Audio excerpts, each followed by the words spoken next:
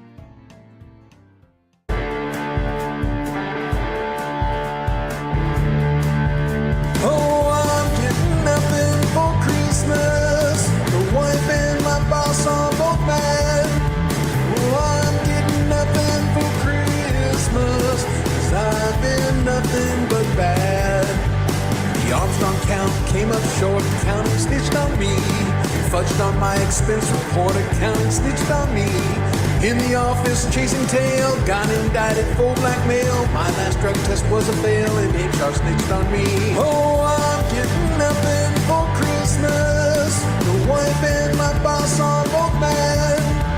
Oh, I'm getting nothing for Christmas, 'cause I've been nothing but bad. I was hanging at the bar, barkeep snitched on me. Got liquored up and stole a car, OnStar snitched on me. Saw a deer and had to swerve, peed my pants and lost my nerve. Didn't make that last big curve, police snitched on me. Oh, I'm getting nothing for Christmas. The family all thinks I'm a punk. Oh, I'm getting nothing for Christmas, 'cause I've been nothing but drunk. I'm sitting with my ass in jail 'cause somebody snitched on me. I got no friends and won't make bail 'cause somebody snitched on me. I got caught with a pound of weed, a bag of coke and a lot of speed. A good lawyer that I'll need 'cause somebody snitched on me. I'm getting nothing for Christmas. The judge and DA want me to fry. Oh, I'm getting nothing for Christmas, 'cause I've been nothing but high. So you better be good, whatever you do. 'Cause if you're bad, I'm warning you. You'll get some jail time for Christmas. Christmas.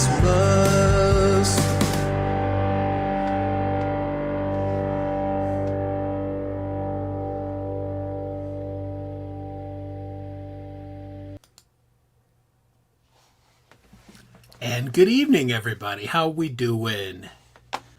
Just thought I'd stop in on my regular showtime and say hi to everybody and Merry Christmas. Happy Hanukkah, Kwanzaa, whatever you celebrate. Or if you don't celebrate anything, thanks for hanging out on the winter solstice, the shortest day of the year. And good to see everybody tonight. I will be flying solo. My partner in crime, Dom, it's my fault. I wore him out. I've got a new song that I'm trying to finish the video and mix and release. Chad's in the chat, so maybe you boys get it tomorrow night. Maybe not. We'll see. It will for sure, I think for sure, play Saturday on Saturday Night Live. But I wore Don out. I made him do a number of guitar solos on that, and he and I are doing the thing that we like to do. We're playing some blues together, and it's going to be a lot of fun. Kind of like last year's song, where it's not totally serious, but we're serious about the playing of it. So that's what's going on. So Dom has the night off, as they say in Anchorman. And I'm Tits McGee. No, actually, I'm Chris Lane Sr., and good to see everybody tonight. Let's just walk over to the chat, shall we, and look and see who's joined us this evening. And Again, I'll remind everybody a couple times during the show, but this show runs simultaneously on my channel and Dom Torregrosa's channel. So if you're not seeing some of the other people, it's because they're in the other chat. I post to both, and I post as either Dom on Dom's channel or me on my channel. But, so, Minnie Vibes is the first one here. She made some tea for us. Live to Fly channel. David, good to see you. Let's see. Kurt Kasprick, as usual, is here, which is great to have him. Tony Howie is joining us from the UK. Good to see you, Mr. Tony. I did see Chad Freeman. Seagull Rock Squawk is here. Good to see you. Thanks for coming this evening. Camila is here. Always good to see you. Jeffrey Jamestown, baseball commissioner. It's good to have the commission in the house. Silver Girl is here. And who else? Am I missing anybody? Yeah, The Secret Legacy from Down Under in Australia, who I got to meet live in person on Hippie's show the other night. We'll talk about Hippie for a few minutes. So it was nice. He stopped in to pay his respects to Hippie, as did I. Let's see if there's anybody else. And Jade Starr. We're not worthy. Great interview with Jesus today. That I really enjoyed. I love those interviews so much because you really get a sense of who the artist is, where they came from. Had his mom in chat. It was just fantastic, and I had to bail out towards the end of it. I'm going to go back and watch the replay again because there was just so many fascinating things about that particular artist, and Jade always does such a great job. I love the new interviewing with the word association. That was fun, and usually when you do that, it's, word, and Jesus was so thoughtful. It's like he would take 3-4 minutes. I did enjoy when you asked him guitar and he said sexual. I thought, okay, there's my boy. He has sexy time with his Les Paul or his Jackson. I'm not sure what he's playing. Yeah, and that's the thing. You are so right. He is so devilishly nice. Indeed. Hey, there's Jorge. Good to see you. And the Rise of Dark Leela. Hi, Leela. How are you? Who was also over on Jade's earlier. So, yeah, good to see everybody tonight. I'm sure people are doing like what I'm doing. Dom and I discussed whether we were going to do the show tonight. I thought, yeah, what the heck. I don't know how long we'll go tonight, but I'm sure there's things to talk about and things to talk about before Christmas or the holiday. Hopefully people have time off work, and I know I'm looking forward to that. My wife is so looking forward to she actually gets off the entire week between New Year's and Christmas, and she is counting the minutes until that happens. She is a CFO of a company that provides broadband cabling and equipment for installations, and they have been going nuts the last couple months. So she's ready for a teeny bit of a break. And I'll just start. No, Jesus had just left Chicago, and he was heading to New Orleans by way of Jade's show. Quote ZZ Top at me, pal. The darkest day, and that's right.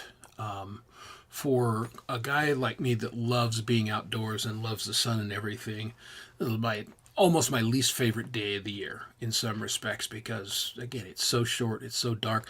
I like all the Christmas lights in the neighborhood. That's nice, but glad the days are going to start getting longer again. I'm a big fan of that.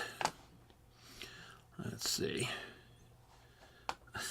Dom's haunted house, yeah.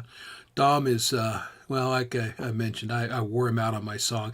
And plus, he's got littles, so was assembling toys and wrapping gifts and, getting ready to play Santa Claus for his little guys, which is fun. I miss that. If I could, that Santa Claus movie, dude, if the Santa fell off my roof and I could be Santa Claus, I'd do that in a heartbeat. That looks like the greatest gig of all time. Milk and cookies, hanging out with people that are shorter than me. Fantastic. All right. Yeah. Chestnuts roasting. Oh, by the way, that thing that Jade found, that I can't even do it, but the almost English that guy sang just breaks me up every time she did it. It was just too funny. Yeah, well, you know what? That's okay. Yes, no, in the Northern Hemisphere, correct. You know, our friends down under are celebrating summer right now, and it's hot as balls. I think a lot of days. Jade is on her walks. It's been warm, so cool up here, warm down there, and then we do switchy. Where it gets, her days get shorter and ours get longer. So,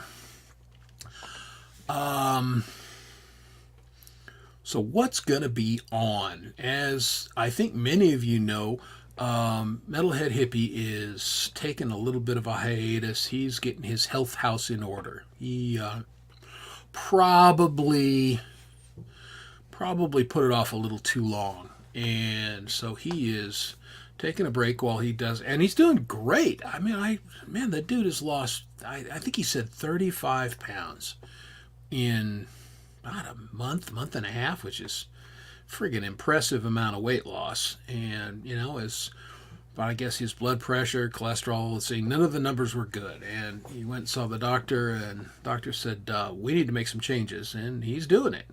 So, good for him. Hey, here's the man of the hour. Jesus, Development of a Void. Man, great show. I really enjoyed listening to you speak today and getting to know you a little bit better. That was fantastic. So, Chris Lane, say hello to Leela for me. Hey, David, Learn to Fly channel. Leela, he says hello. So there you go. And I just saw Conspiracy Music drop in. Good to see you. So anyway, Hippie, I think he mentioned, depending on how he's feeling and everything, he'll be back in January, which is good. I mean, I don't know about the rest of you guys, but my life during the week revolves around everybody's show and what night they're on and everything. And when he stopped streaming, it just threw me off. Just messed up, even though, I don't know, it just messed up my life. So I'll be glad when he comes back and, starts playing everybody's music and everything. And hopefully we're all making lots of new music that he'll be able to play when he comes back.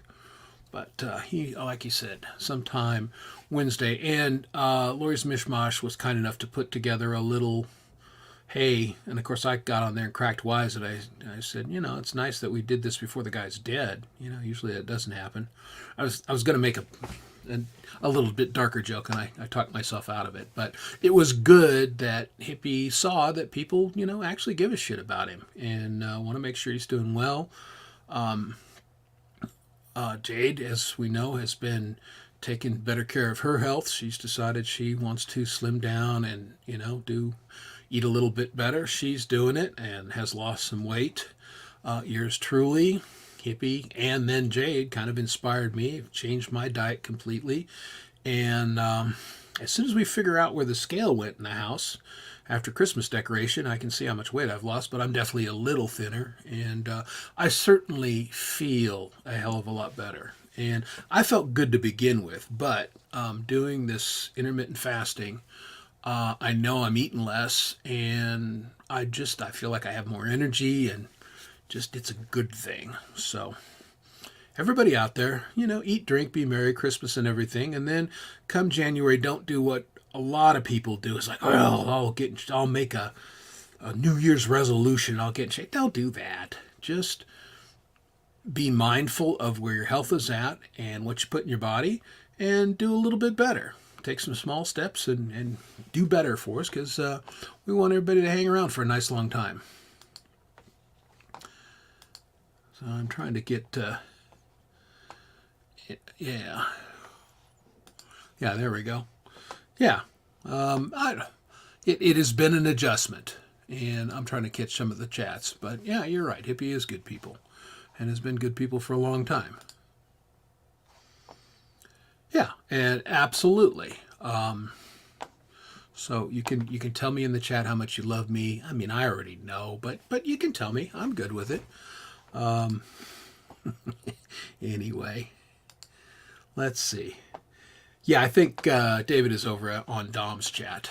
So, and feel free to bounce between the two channels. You're free to do that. You don't have to, stick. You can bounce. You can do whatever. But and that's, I appreciate that, Leela. Yeah, Dom will not be joining us this evening, so it's just me for a while. And then Dom has big plans to, now that he's feeling better again, the surgery was very successful. I made him bend over the electric guitar for a couple days, and I might just do that. You know what? I'm here. I can do whatever I want. It's my friggin' show, right? So what I'm going to do is I'm going to put the link in the chat. Now, I got to know you. Not, I don't want porn bombers, and I don't want, shirtless people and whatever else coming on. So I got to know you, and I got to look you over. So, but I think I will post the link here in a little bit. And if people want to come on and chat, perform, I'm great with that, because we got some things to talk about. The Avatar. I think I've told that story.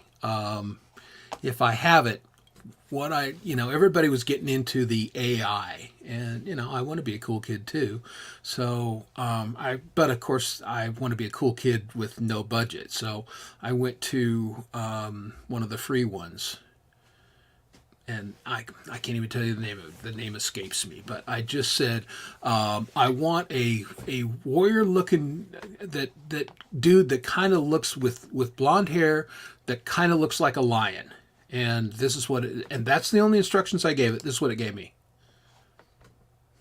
So there you go. AI is scary, folks. And I know that Conspiracy and Chad are going to discuss AI in one of their upcoming Rockin' Rabbit Holes, which I don't usually go on the panel there, but I will definitely be on for that one, because I have thoughts about AI.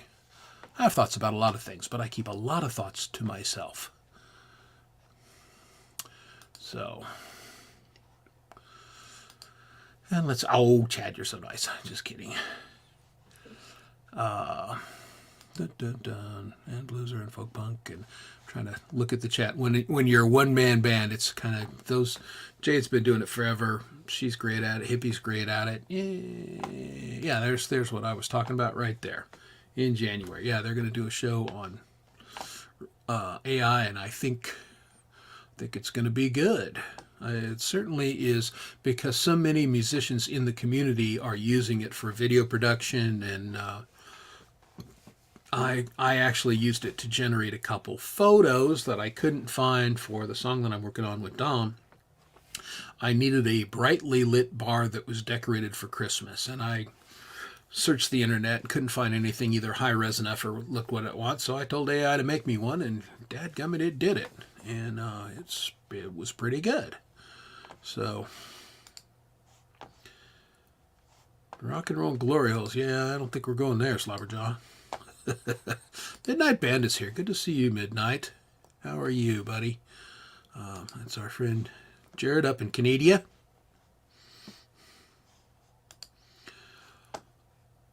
And now, again, AI, there are a lot of practical uses for it, and I've been investigating in mastering.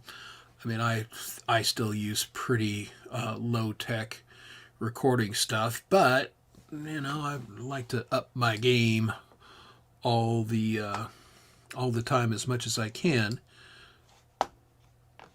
All right, here's what's coming on Chad's show. So yeah, I'll kind of run down some of the things that I know is going up. We talked about Avoid being on Jade's tonight, which was fantastic.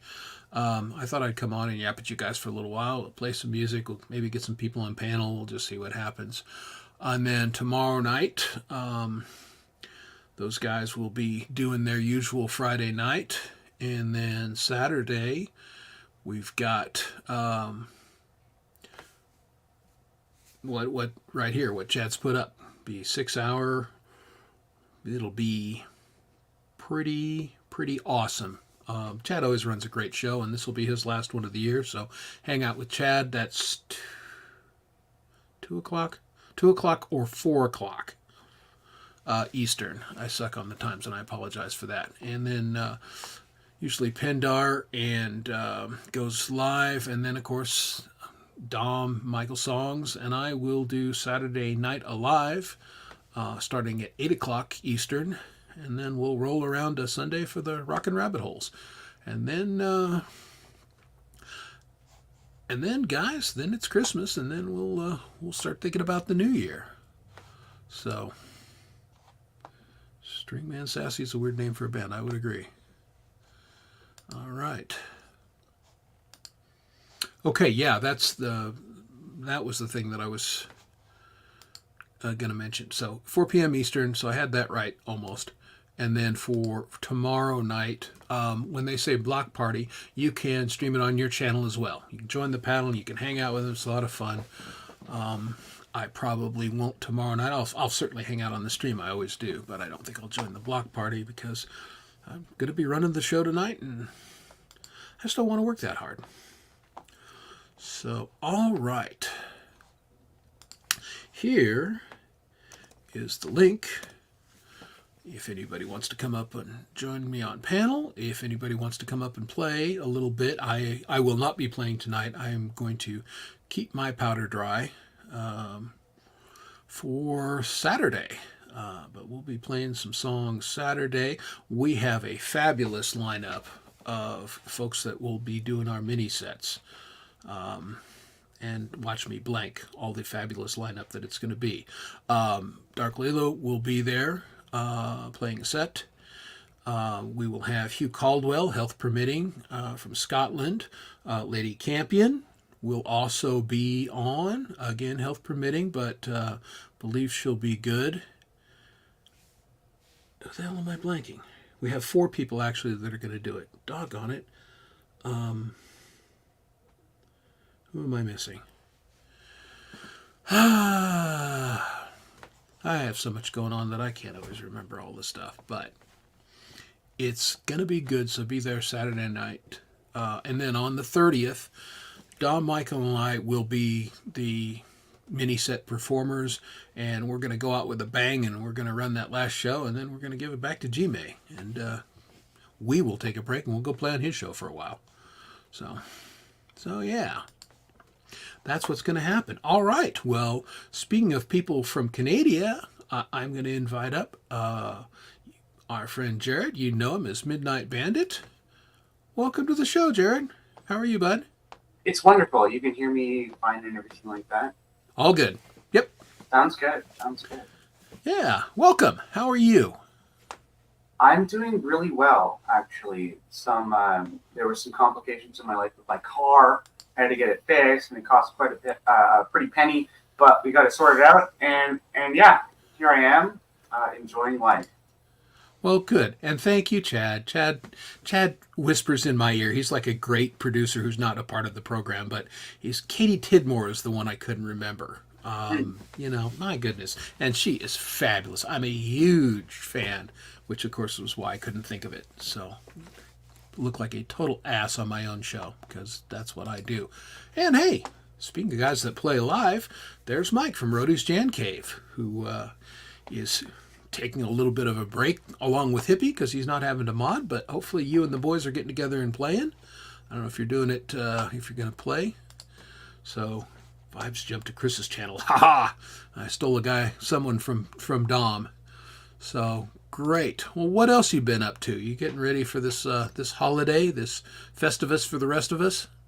Actually, yeah, I have a great big family, and since, of course, what's been going on in the past few years, that's kind of like, it's kind of disintegrated to a certain degree, but now we're forming things back, and we're getting people together, and we're going to have a wonderful Christmas here.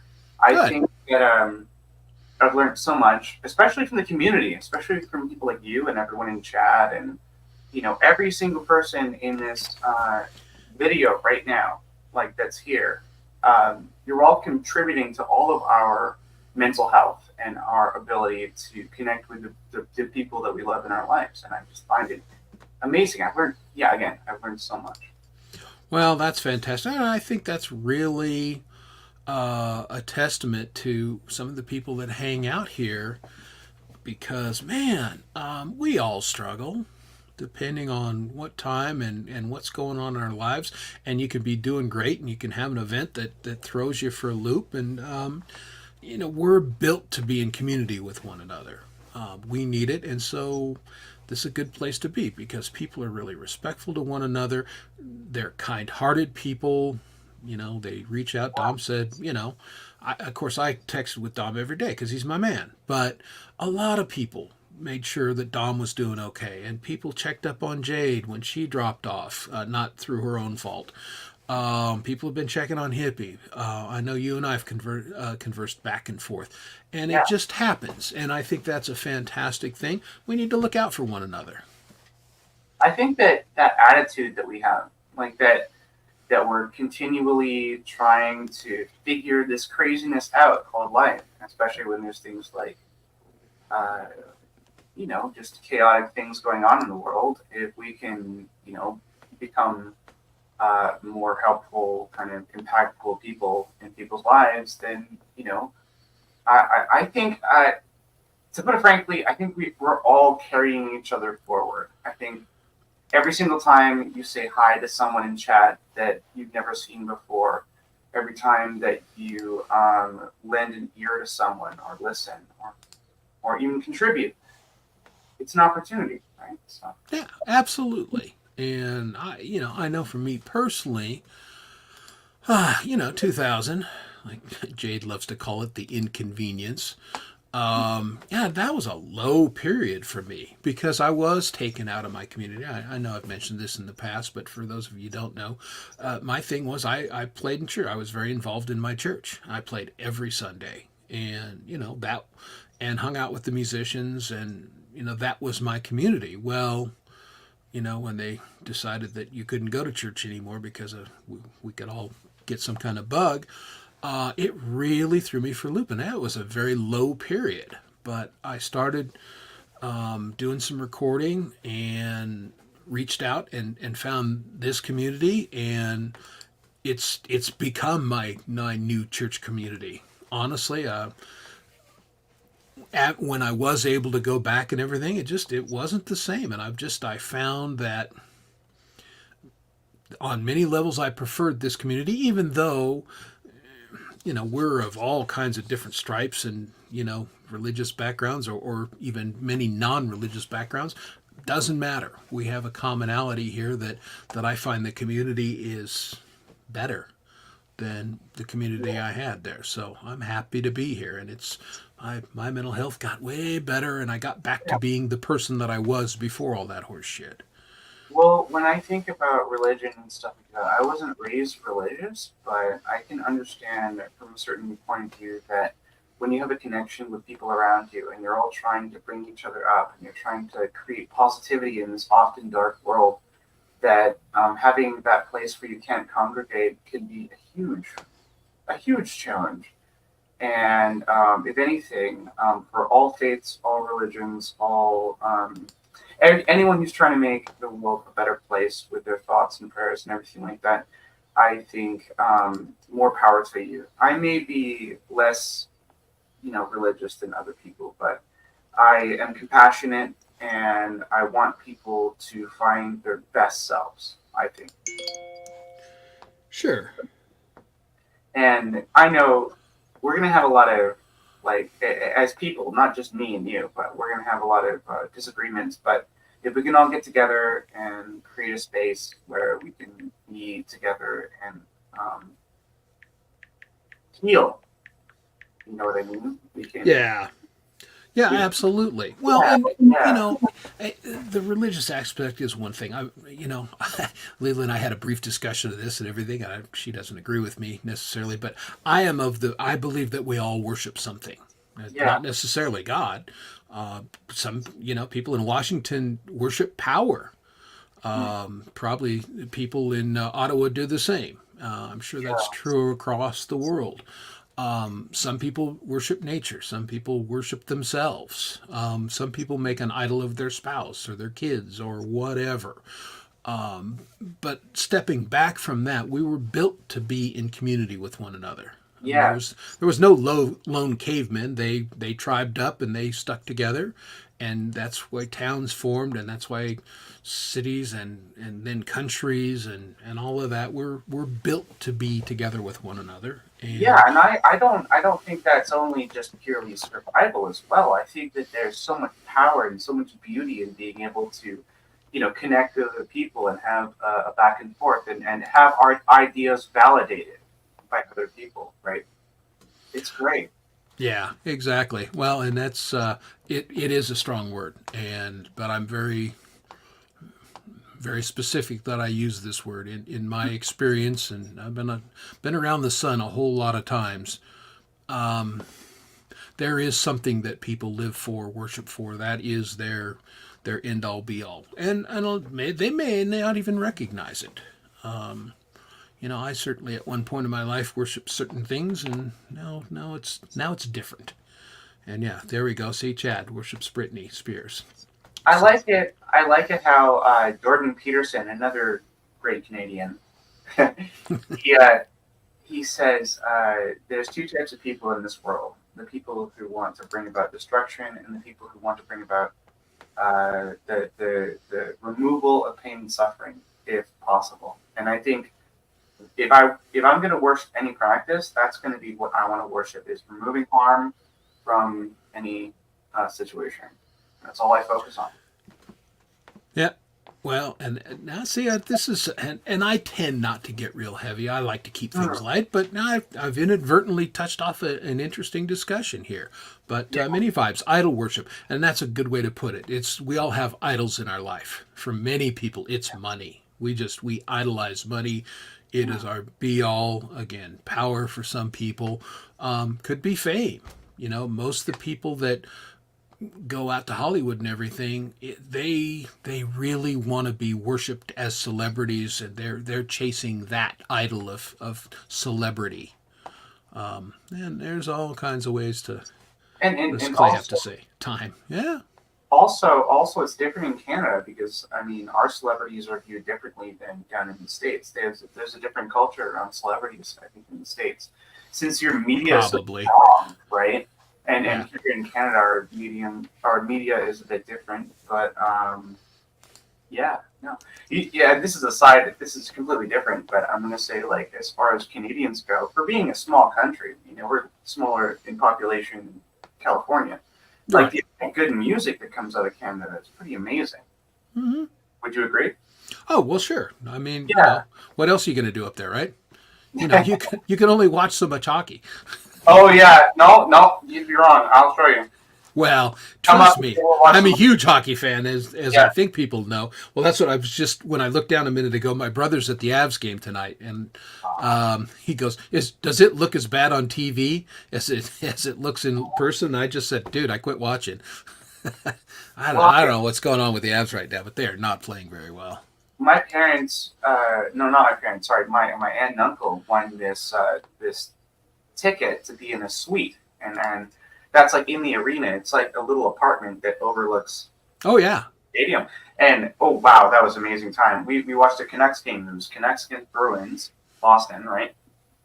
And I don't know what it is about the Canucks, but when they're at their home stadium, they are like powerhouses. But then when they're away, it's like it's not the same. I don't know. well, the Um, the Avs, when they won the cup, they were brutal on the road. You couldn't beat them on the road, and they were pretty right. good at home. This year, you can beat them pretty much either place. Yeah. They're trying to figure it out. We'll see. I'm not going to hit the panic button until January 12th, and then if they don't get it together, then it's not their year. Yeah. Me personally, I love hockey and everything like that. And that's like, I mean, the big sport that I would watch probably with like, you go over to a buddy's house and stuff like that. You got the big screen going, you're watching hockey, but you're also hanging out with your friends. That's probably a good way to be. But I'm more of a motorsports guy. Now, what do you find? Do you kind of like that kind of stuff, or? Not real. I mean, I used to follow a lot of professional sports. It's just hockey now, and of course, I Yeah. coached for years. I coached hockey. I coached football. I coached pretty much every sport on some level. So I was into teaching people how to get better and maximize whatever talent they had. Nice. But That's yeah. what Rick Rubin does, with music. Rick Rubin, that Right. he takes people and he doesn't say like, I want to change you into something. He takes their skills that they have and develops them in their own way to make them kind of better at what they're naturally talented at doing, which is pretty cool. Yeah, I'm going to step back on our discussion here. I'm going to post up Leila's thing, and we already know don't agree with the one thing. Absolutely, and I appreciate that, Leila, and I respect that, and that kind of what we're talking about. Man, we're all different people. We all have different belief systems, and yet we all have our commonality, and we all get along. And the thing is, everybody, in my experience in this community, is respectful of one another's beliefs, even when they don't agree, and I think that's cool. So. Want to make sure that there's no misunderstanding. You have your belief system, and that's cool. And you've arrived at it. You're much younger than me, obviously. Just look at you, but you've arrived at that through your years of experience, and I've got nothing but respect for that. But I'm still learning. Like, I haven't figured even remotely anything out yet. No. So No, that's the thing. I've been around long enough to know how much I don't know. And the things I don't know, my awareness of the things I don't know increases exponentially every year, even though my knowledge is always increasing. Yeah. Some things. Yeah, there you go. Camp G-May. Yes, I'm wearing my Camp G-May shirt. Nice. In prep for. I just put out merch myself, and it'll blow my mind. The one day I see someone wearing a Midnight Bandit like T-shirt, it's gonna blow my mind. But yeah, Camp G-May is awesome. Yeah, one of these days I'm gonna actually have to do some merch, but it will be stupid because I mean, hey, that's my thing. If you want my help, I design things all the time, and I can help you out with that. It's up to you, right? Yeah, I used to actually, you may find this interesting, I worked for Ocean Pacific. I was the technical art director here in Denver for a number of years. Yeah, it was a shitty company. There's a reason why they're pretty much out of business. But yeah, my job was to prepare all the artwork so they could ship it off to, I can't remember if they were shipping it to Honduras or someplace down south, and then it ended up. But yeah, putting Americans out of business. So yeah, that's why I quit. I was not happy about that. But, yeah. Yep. That's cool. See, you like it. Right? Tries to adult. Yeah, I try. Fail fairly miserably most days. Yeah. Watch out for the beavers. The beavers. Oh God. Oh. Yes. They're watching. No, don't mention the goose. All hail the honk. By the way, the Canadian geese. We call them croaky chickens up here. Okay, don't want to mess with them. Yeah, indeed. I didn't think it was a particularly well-kept secret, but yeah, I live in Denver, so. That's what they figured too. I'm a Colorado native. I was born and raised here, and I've lived a lot of places, but I got back to Colorado full-time in '76, and I have never left. Yeah, I can imagine it would be like we have Alberta here in Canada, and Alberta, like Calgary, I can imagine is a lot like Denver. It honestly is, the way it sits on the plains and looks over the mountains. And at one time there was a number of buildings that were very similar looking because there was a lot of Canadian oil that had offices here in Denver. So at one time, Calgary and Denver we've grown very differently, but that was true at one time. And then, those beavers like that morning wood. Isn't it weird how, so if you say you're from a certain city, like if I were to say I was from Los Angeles, or if I were to say that I was from Seattle, or if I were to say that I'm from, I don't know, what's the place in Alabama? Jefferson? I don't know. Anyways. Yeah, I'm not sure. So, people get these ideas about what your personality is, and I grew up in Vancouver. Not Vancouver. I grew up in Victoria, in Canada. Right. And we're known for being like hippies. We're eco-friendly, kind of like we all have allergies, everything.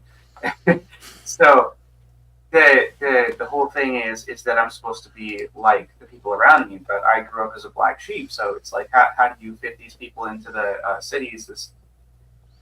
We're not all the same. Right, and we may have different values and everything. I think the best way to be is if I went to Denver right now and I could get along with everyone. That chances are not gonna happen. I mean, there are 5 friggin' million people right? You Yeah. know, that I can look north and south and see 5 million people. So yeah, I'm not everyone, but I'm saying like if I go to a party, it's yeah, not gonna have too much of a problem. yeah. One would think. Well, I know I've told this story before, but you know, when I was a kid, Americans are not well known for their geographical skills and everything. And I traveled a lot as a kid, was a lot of Yeah. places, and I would always get asked two questions: Did I live on a ranch? Did I know John Denver? And of course, I didn't because even know who John Denver is. well, he's dead, so it doesn't matter. His, well, John Dusendorf, he was born in Texas, and you know, sang about West Virginia and Colorado's Rocky Mountain High, but and lived in Aspen for a number of years, and was a typical Aspen hypocrite. But yeah, I would just be a smartass and say, yeah, I live on John Denver's cattle ranch. Well, it's the same thing when I go down to the States. It's like I've heard people saying, when you're in Canada, like, hey, how do you get around there? Oh, do you dog sled? Are you living in igloos up there? And it's like, no, where I live, it's more like Seattle than anything. It rains more in the winter. We've got a lot of temperate rainforest and everything, orcas, cougars, wolves. Really beautiful place.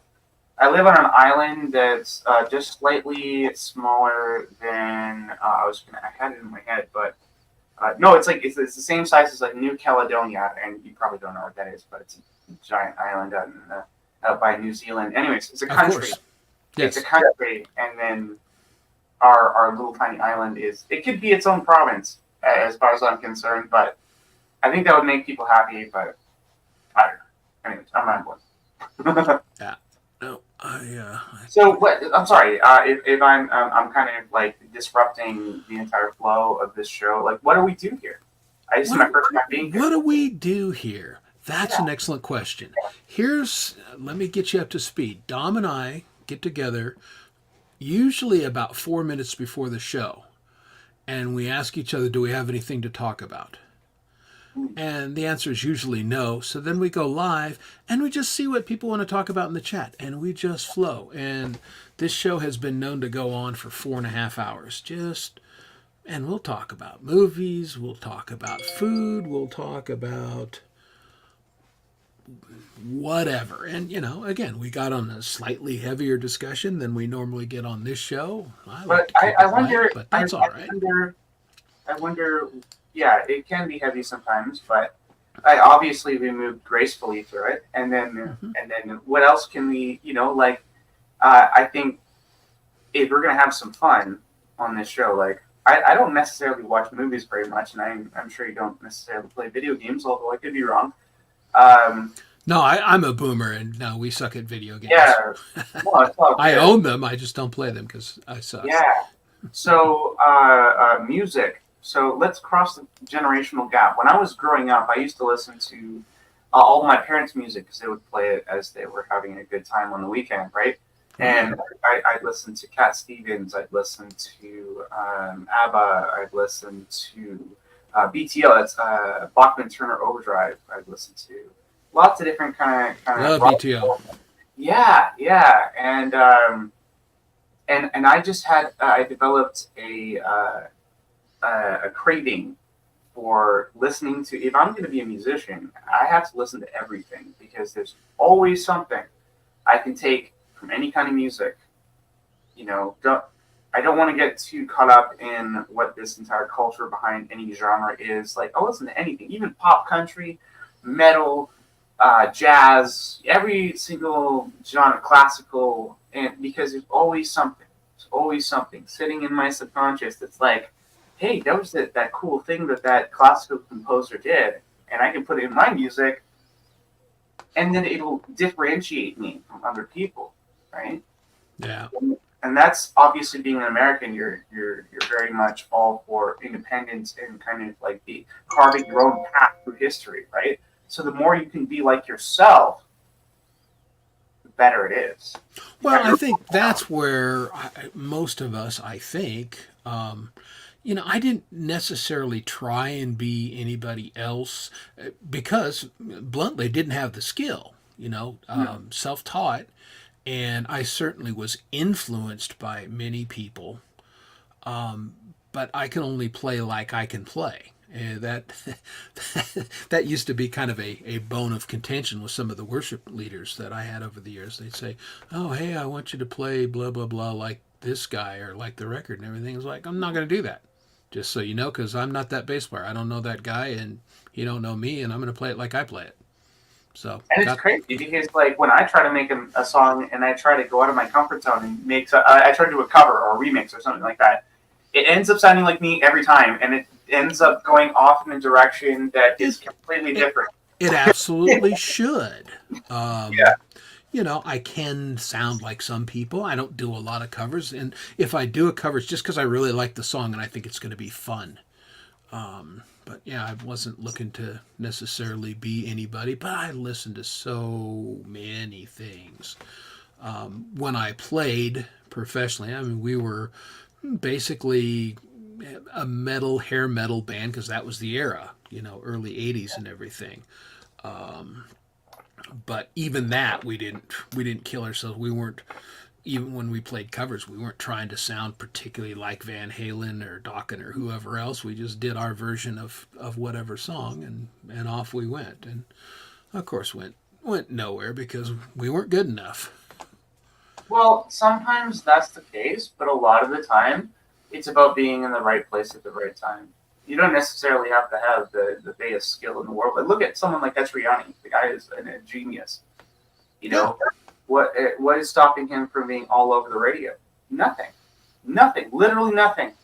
And yet, that's not the case. So, or opportunity. I mean, that's the thing. I mean, you know, he because the way the business works, he'd have to pick up and move someplace that he probably doesn't want to live, and you know, he's got a family and a wife and everything, and I mean, we're in a great place. Tom and I talk about this all the time. That like, you know, if somebody were to dig one of our songs and go, "Hey, I want to sign you to a record deal," and everything, it's like, that's nice.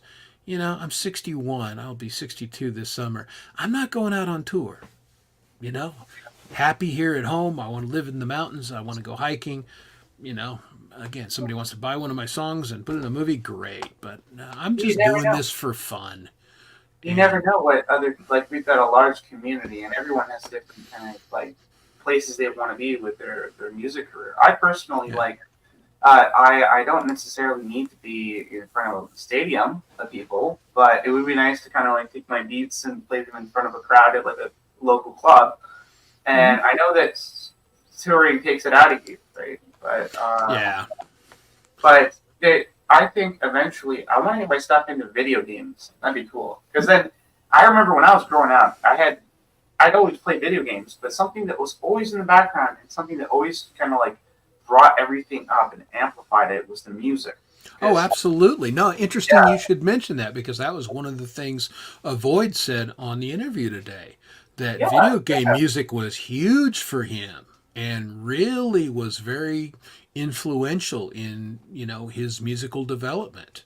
And he's a big video gamer, and so I know guys of your generation, the music was a big deal in those video games. I remember my fellas when they would be playing whatever they were playing, and I can still hear some of those songs. You know, I was, you know, playing along with them, and they were shooting me because, you know, this is a good chance to beat up on the old man.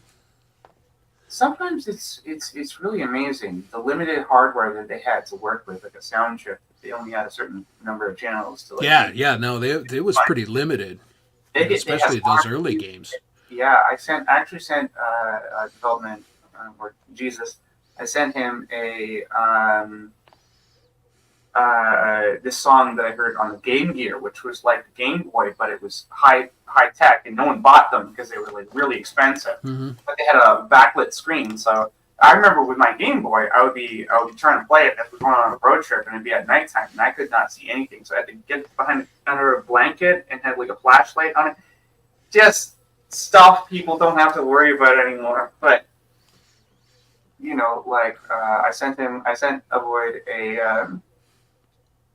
this song from that game off the Game Gear, and it's just it's more complex than stuff I make with way better equipment nowadays.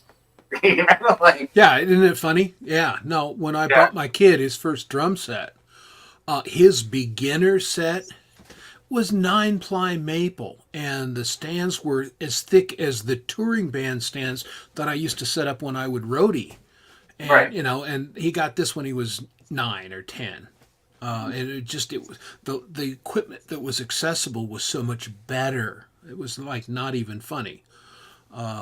Although, and hold that thought, Camila. We're gonna come around to something that I've been wanting to talk about for a while, because I know some people were kind of asking. I know Mini Vibes was thinking if we're going to play music. Now, if somebody wants to come up and play, they're welcome to do it. I'm not set up to play tonight. Like I said, I'm keeping my powder dry until Saturday.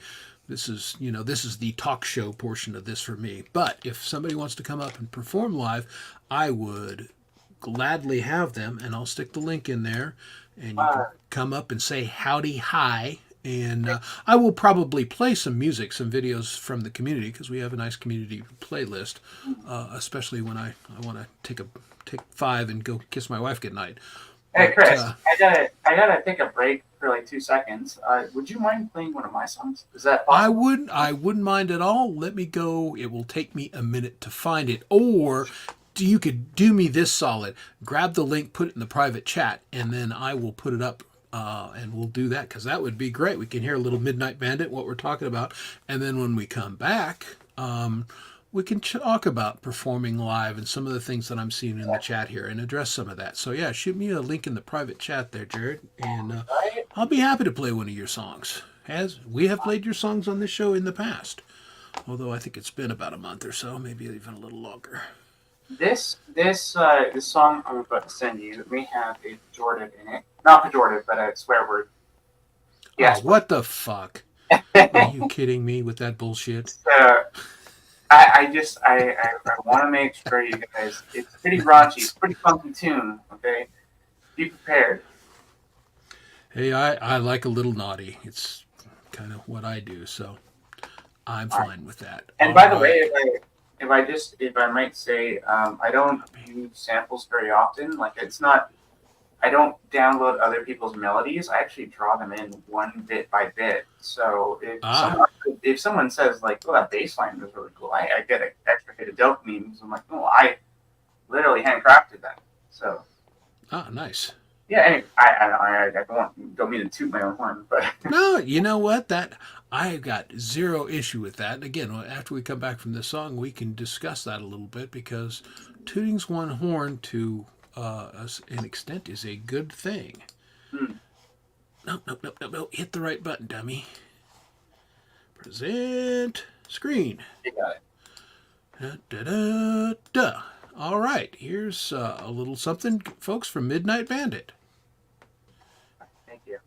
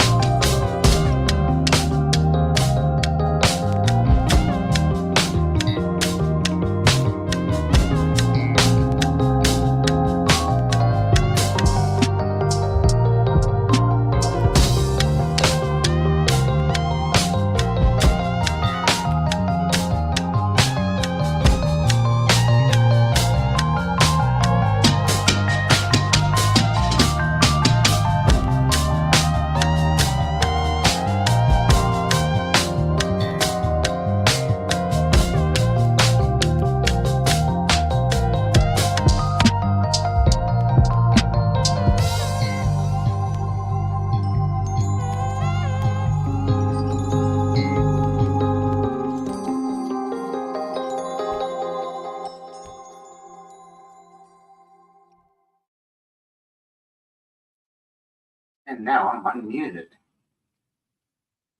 All right. That was outstanding. Thank you. Yeah, good stuff. I am glad we did that. And I left this comment up because look what I found. Hello. Oh, yeah, nice. Oh, nice. Mr. Smith, how are you, my friend? I'm good, Chris. How are you doing? It's good to see you. It's, at my age, Schmitty, it's good to be seen. And Just especially is. with that beautiful hair. Oh, you're too kind. And, Thank my how you doing, 83-year-old mother. I took her out for a Christmas dinner and everything, and her hair's as long as mine. It's all braided back, and so It good runs in the genetics. family then, yeah. Yeah, exactly. And of course, I was with my son, whose hair is dark-haired, but same. And we're like, thanks, Mom, Grandma. So But, you look like a walking advert for L'Oreal then, the whole family. Absolutely. I'm waiting for my damn endorsement deal, but Have they not sent the check yet? no, they have not. Cheap bastards.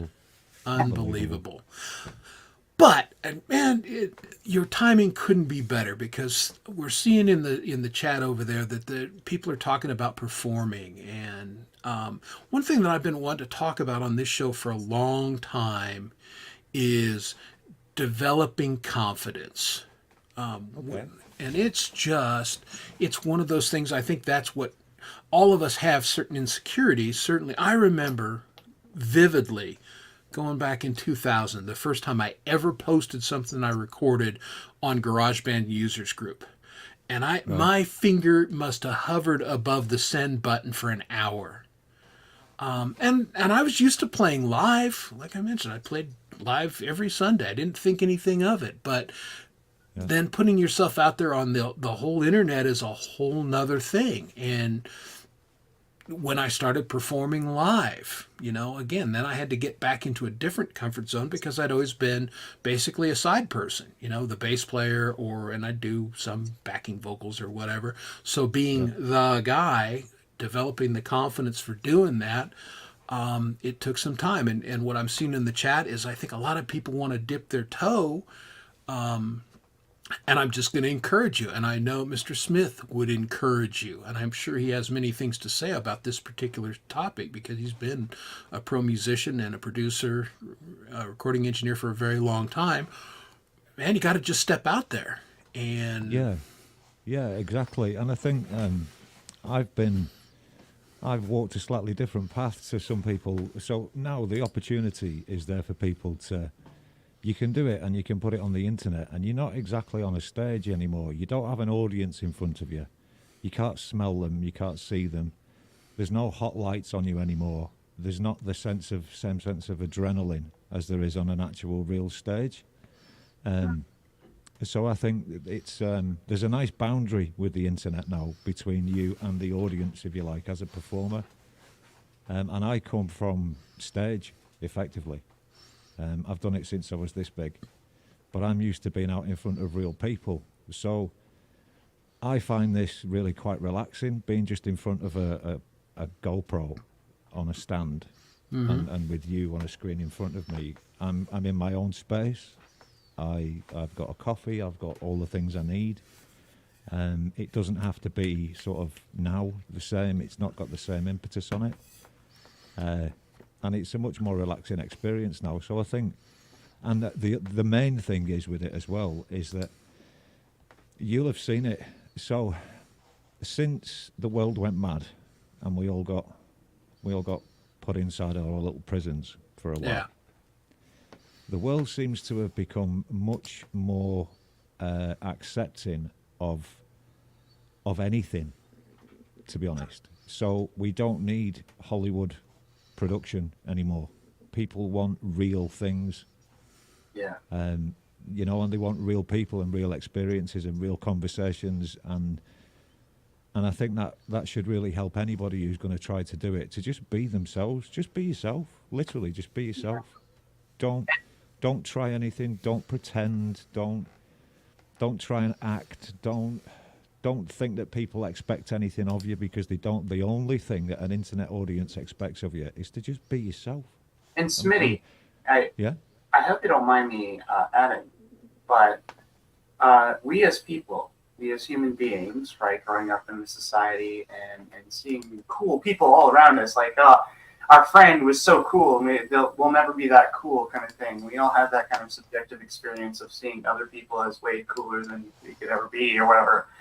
Yeah. You know, that happens for everyone, right? Like, I'm sure there's people out there who are looking at me, looking at Chris, looking at you, Mr. Smith, as being far more cool than they could ever be. You know, and it's just kind of a thing. And I think the more that you, and this is a different point, but I just wanted to put that out there, the more value, the more absolute value, and I'm not necessarily sure if my beats are adding value to the world, although I'm sure they are, but the more value you add to people's lives for free, the more they're going to hold on to you as like a genuine, awesome person. Because so many people out there are trying to make a buck.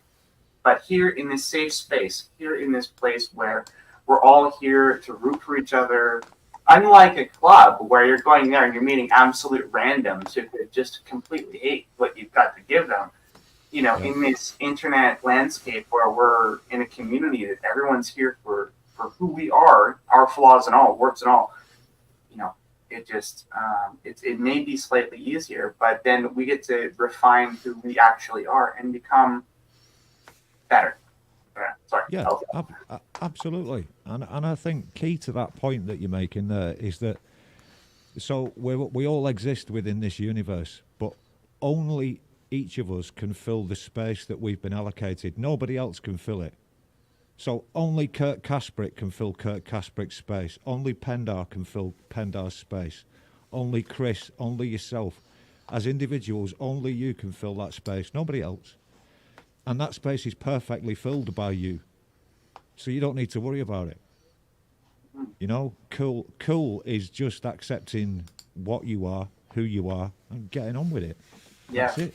Yeah, I think that's the big point, and that's where I as a vocalist, and I know you'll agree with me on this, Mr. Smith, vocals is all about confidence.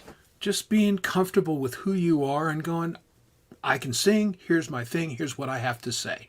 And just going out there and being you. My vocal performances got exponentially better when I just quit worrying about it and I quit thinking about it and I just went and sang. Yes.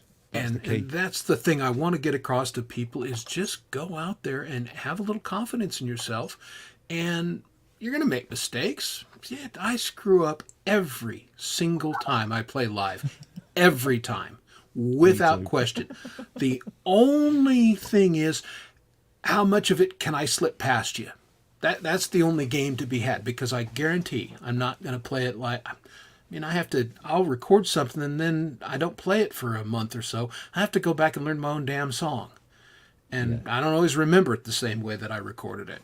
So what? You know, it's just... So what? Yeah, exactly. So what? Let it out. Let it out. And I think this applies as well, not only to just singing. I mean, the point you make is bang on the money. But the point applies to whatever you're doing. It could be playing harmonica, it could be playing guitar, it could be playing keys, it could be playing spoons, it could be doing spoken word poetry. It doesn't matter what it is. That voice, as long as you have the confidence to just do it. And that's all confidence is. Confidence is just simply going through with it. That's all it is.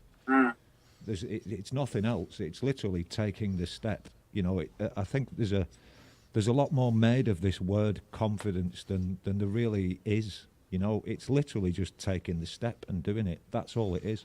You know, it's acknowledging that mistakes and that folly and that stumbling are parts of the experience of success. If you are not making mistakes, you are not succeeding, right? Like, you got to go out there. You got to just power through it, as I would say. Like, you make a mistake and you keep going, because you know, like there's plenty of songs all over the North American landscape, at least, but probably others all worldwide, that have mistakes in them, that have like I think of the song "Creep" by Radiohead, and that one, that song, they were getting so tired of the recording process of recording that song that he purposefully tried to mess up the recording, but then it became such a huge part of it. Or like the Guns N' Roses when they're "Where Do We Go Now?"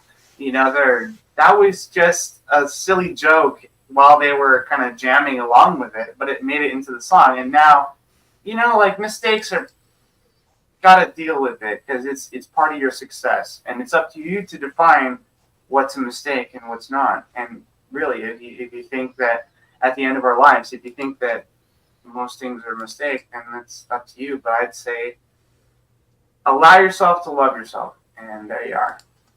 Yeah, and it's subjective, isn't it, what a mistake actually is. So if somebody's really putting it out there and occasionally there's a note that's not particularly in tune, or the voice croaks, or they play the wrong string, is that a mistake? Is that really a mistake? Or is it just part of an honest and real performance? To me, it's part of an honest and real performance. And I think perfection is something that certainly the media, if you like, the media machine that we've all been subjected to for all of our lives, I think this is something that it really promotes, and it's a fallacy. It's a real fallacy.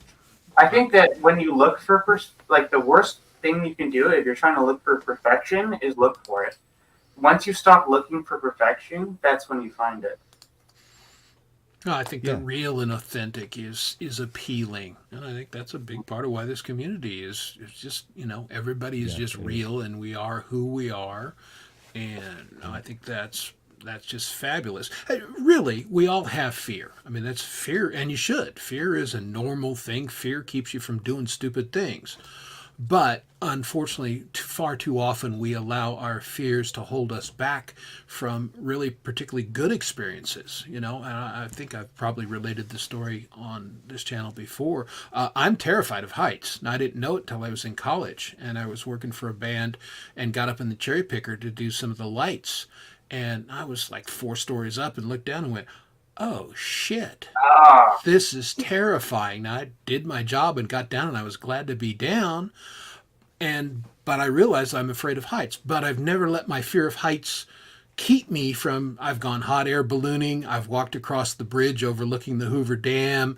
I've flown in airplanes, small planes.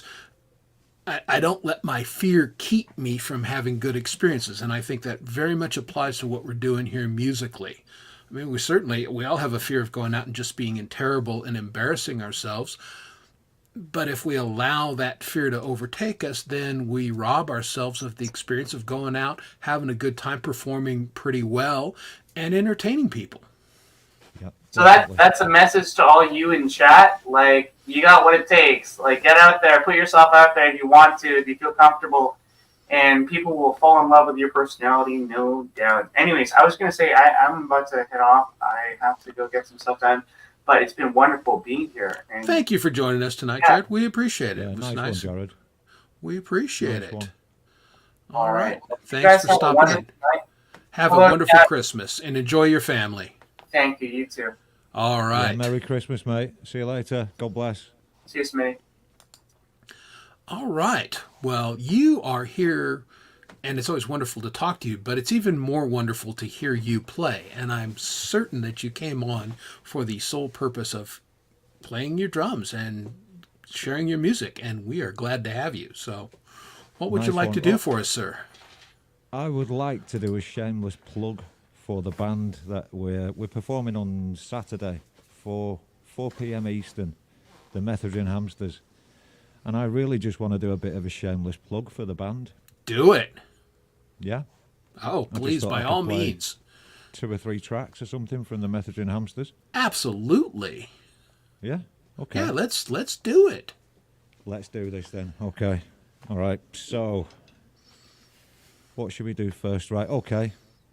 Nice relaxed one to start off with. So, this is the tracks that I'm playing at the moment. We won't be doing on Saturday. We'll be doing other stuff. We've got about 20, 22 tracks or something in total, probably. Nice. And these 3 tracks we won't be doing on Saturday, but this is, like I say, just a bit of a shameless plug. So this first track is called Country.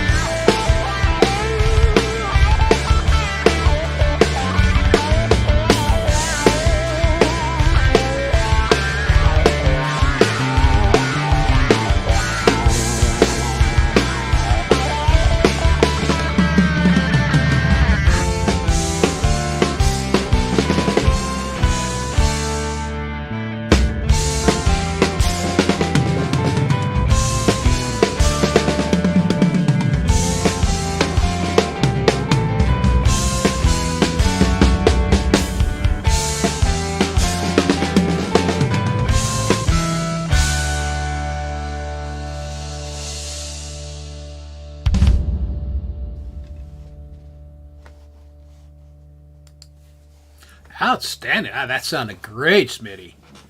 Nice one. Yeah, good track. Finally sorted the sound issues out. Finally. Yeah, no, I know you were. It was a little bit of a rough ride there for a bit, and I think all of us go through it. Man, I had about a year ago or 8 months ago, where I had started to play live and everything, and all of a sudden my setup went to shit, and I could not recover. And man, I screwed around for almost 45 days, figuring out what the issue was and resetting everything, and it's a pain. Yeah, it's really bad, isn't it, when it goes wrong, when it goes west on you. Well, Yeah, when it's working and then all of a sudden it does, it's like, well, I didn't do anything. What the hell happened here? yeah. And then you think, why me? Why me, Lord? Why me? Yeah, exactly. Like the universe is picking on you or something. Exactly. But I've got to shout out Valerie Batt as well, because Valerie really did do me a favour with helping me. I did a test stream and she did some back and two with me, and I eventually figured out what was going on. So God bless you, Valerie. That is fantastic. Marshall, set up by Marshall's, helped me. So did G-May. There are people in this community that are always willing to help. And I know Lady Campion asked me a recording question the other day, and I'm not sure I helped her, but hopefully I did and tried. But this community is great for that, and they are always willing to lend a hand, which is fantastic. We do have a guest that wanted to stop by and say hi for a minute, so I'm going to bring them up real quick. And again, this was another fella from down under. This is the Secret Legacy. Hey, how are you doing? How are you, bro? Yeah. Hello from the colonies. Can you hear me okay? Yeah, you're coming through just fine. Yeah, Mr. Smith, I've always admired your playing, mate. I think I really liked the drums when you had the lights around the drums a little while back. I think you had some sort of string lights. Do you remember that? I did, yeah. Yeah, they were green and red. That was the first time I saw you on either Conspiracy Music or Metalhead Hippie. But yeah, thank you, Chris Lane, for your Friday afternoon / Thursday evening entertainment for me. It's all great. And Dom, I miss him. He's great. Smithy, no wonder everybody wants to get you to play on their tracks. I must say, I'm a drummer originally. I actually started Greek drums when I was 14. I had a guy come with a violin, and I would play Greek music. But I'm a drummer originally. But mate, you make it look so effortless, my friend. It's just it's brilliant to see you. I hope one day, if opportunity and you get through the 350 other tracks you have to play on, might get to mine eventually. But that's all good. I'll stop by with what Chris was saying earlier about the community. I did mention to Chris on my first ever StreamYard the other day that I came in through Manny from the Lily Pillies, who introduced me to the community. Previous to that, I'd done a lot of recording over 37 years. I'm 56 next month.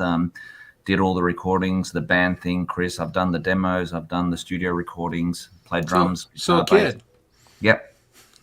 Yeah, so I've been there and done that. I had hair almost as long as yours, but not as nice. But anyway, I'll just say about the community. Previously, up until about 12 years ago, I was listening to all these MP3s by myself and really not sharing it with anybody. And I actually released an album on iTunes. Sold one copy. I didn't buy it, I promise. All right, but I did sell one copy on iTunes. But and I'm waiting on the $1.50 to come to me. But that's okay. But anyway, I thought I'd just say that now through Manny, and he told me on to like Pete Johns, Thomas Christ, Metalhead Hippie, all those guys, and being part of this community, as you said, it helps your mental health. It does make me feel positive. I don't think I've ever had one bad thing said to me in these 18 to 19 months of being part of these communities. Everyone's been positive, encouraging. My recording has improved. I still don't have such an elaborate setup as what maybe Chris or Smithy has there, or all the other guys. They've got these wondrous, Jade Starr, my goodness, she's got this setup that's 10 cameras everywhere, and I love watching her. I would never leave that room. You know what I'm saying? Same with Smithy, where he is. But basically, I've improved, and I've written and recorded about 25 songs since May last year, all through GarageBand. But it's getting better and better. I've ventured into other genres such as pop, Latin, Euro. I mean, I'm a rock person. I come from the Iron Maidens and the Motorheads and the Kiss and all that sort of stuff, you know. But I'm just saying what the community has done. It does help your mental health. It's that people stay positive. Everyone's encouraging. Smithy, you say I love you to everybody. I say I love you to everybody, mate. And my favorite Mr. Smith saying of all time, and I've said it to him in a minute, is deal with it. It's great. It just applies to everything. When my boss gives you the shits, I'll say just deal with it, for fuck's sake. That's it, you know. So, but look, mate, I just wanted to say Merry Christmas to everyone in the chats. G'day, Hugh. I've just seen your comment pop up, mate. Don't know if you've heard it or not, but I did do a collab with Hugh Caldwell on Blues Track. Yeah, I sent it to him. He played on it. Smithy, I think you are from the north of England by the accent, but I'll say, yeah, I've got a friend from Newcastle, so it kind of goes off a little bit. You know that being an Australian, but I've done a Judas Priest cover with, but I haven't actually released it yet. So I'll probably send it to Smithy without drums one day, and he can maybe play along with it. Who knows? But do you want to share which one it is? No, I haven't released it yet, Chris. So okay. No, but it will come out, and one day I hope, like I said, after the 350 other requests that Smithy has to play, we'll play. I'm about nine tracks behind at the moment. So if you want to send a track, you'll be about 10th in line. Oh wow, there's something to look forward to. Thanks, guys. But I thought I'd put a face to the name. I've only just started the StreamYard thing. I've been in the community chatting, and Smithy knows that I comment on his videos quite a bit. Yeah. Always positive, always encouraging. He gives positive response, and that's what the community is. It's positivity, it's encouragement, it's education for all of us to do better as artists and get away. So thank you to all the live presenters if you end up watching this, and all the best. I mean, I'm just sitting here before I actually go and clean the house, so I thought this is probably slightly more enjoyable. I would think so, yeah. Well, I'm glad you popped in, Costa. It's good to see you. And again, I think it's great when we all get to see one another and people can get a sense of who you are and what you're about in the chat and how you conduct yourselves. But when you come on live and you just chat with people, it broadens them getting to know you much more quickly. And I'll say, I think officially now, in amongst this community of thousands of people, we're all international rock stars. All right, we are all international rock stars. You're international recording. We're on DistroKid. We're on BandLab. All that sort of stuff. You all see the videos. Yep. And we can all watch each other and be part of the community. Just support each other. All right, that's what I'm saying. Yeah, and I think everyone in the chat, the mental health aspect as well is really important. It's really Coldacre, get outside. You know? Yeah. Nice one. Yeah, it definitely is. Coldacre actually went on. I watched Jade's show on a Sunday morning, which it is here, and I think it's Saturday your time. But Coldacre is always inside on a Sunday. I'm not sure what he does in that room, but he never goes out on a Sunday. So I don't know if it's a Sunday thing or not. But it's nice weather. Get out, mate. Get out. Get some sunshine. You can't just sit around with dick and cider all the time. Yeah. I haven't got into that joke yet. There's a few other ones that I could probably say, but let's just keep it clean. Yeah. That we keep it borderline clean here, but just borderline because maybe in Germany they have the Schlongen Who knows? There's the other one as well. There's Cummins cider. Yeah, it's a very good one. What about the Cockins? But I better not. Yeah, that's okay. Yeah, all right. Good stuff. I'm going to go back for Lady Campion. It is difficult because everybody's setup is so different and their Macs are different. It's really difficult to diagnose what might be going on. Again, I'm sure you're experiencing something that. And if you're not in GarageBand users group, get on there because, man, the wealth of knowledge there. If you're having GarageBand issues, somebody has had that same issue, and they will be able to help you. You can always send me screenshots of whatever goofy things it's doing, Thank you. and maybe I can help you with that. No, it's just Yeah. it's gotten better and better. The sound just keeps improving. Yeah, and- now GarageBand actually is a super powerful tool, and it's kind of that black box thing. I mean, the underpinnings are Logic, and what they dumb down certain aspects of it. But GarageBand has plenty of power, and it's a great place to start. I have both. Frankly, I almost never use Logic because I don't need a lot of the things that it can do for what I'm doing. Logic's been around for a while, Chris, as you may Yeah. know. I got it back in 2000. Now, I got a cracked copy. Yeah, back in 2006. And that had all the VST plugins and everything like that. It had everything on it. And it was so user-friendly. And I've seen Pete Johns do the shows on Logic, the new Logic, that is. But yeah, that pretty much gave me a base to use such things as Cubase as well. And I've never used Pro Tools. My son used it at school, but GarageBand was all of those things combined into one, and it was really user friendly. And like I said, you can do a song in 3 hours. Yeah, And that's the thing. It's so user friendly for a singer songwriter, that you want to get your ideas down and everything, and it's got enough tools that you can be a bit of a producer, and then you can always export it to somebody with Logic or export it to your own Logic if you want to go to that next level. So, I'm a big fan of that tool. I got nothing but praise for that. Yep, excellent. All right, well, Mr. Smith, would you like to play us another Hamsters jam? Of course. Stick around for this Right. I one. could. Yeah. All right, we will give you center stage, my friend. Okay, let's do this. Right, we've got it lined up, and this is called. We picked such stupid names for our songs. Tracks, actually, they're not songs yet, but tracks. This is called Clangers. I don't know why, but it's called Clangers.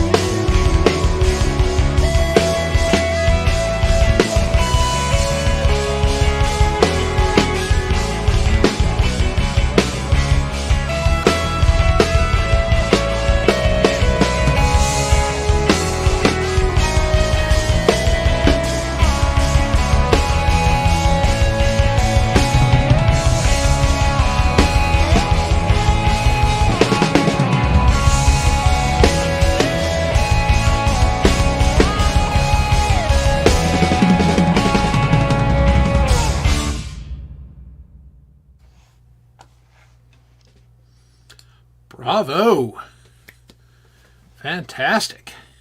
Thank you, sir. Thank you, sir. Yeah, I'm really enjoying these tracks. Now, are you guys planning to do vocals and lyrics on these, or at some juncture, or are they all going to stay instrumental, or TBD? Well, to be honest, Chris, the idea we had was, I know I sing, but on this particular project, I don't want to do the vocals on it. So the idea we had was that we're going to perform these live, firstly, and then secondly, we're going to upload them as finished tracks when we finally produce a kind of album or EP. And we're just going to put them out there, and we're going to leave it open to anybody to do anything on them. So anybody can write a vocal. If you send us the track, I will upload it on my channel with whoever it is doing the vocal on it. So we might end up with 10 versions of the same track, but all by different people. So you are free to do whatever you want with it. Yeah. Well, I mean, Yeah, they're great as leaves it open, instrumentals. So, Well- if nobody ever takes you up on that, it doesn't need anything else, but that's very cool. Yeah, and I think I know Jade has mentioned some interest in doing some stuff, and I know a couple of other people. Dennis Ellis, I met Dennis Ellis through doing this. He was the first person to do something over the Hamsters, and he did some guitar solo over. I can't remember what the track was, but he was the first one to do it, and I just think it's a nice opportunity for people to have some music that if they want to try singing or writing a song, just do it, send it back to us, and we'll upload it. Okay, very cool. Because I think there's a lot of, we're not really too precious about it, to be honest, Chris. No, clearly. We're not That's interested cool. in selling it or making money off it like that. We're not really interested in that. We don't want to be the next U2.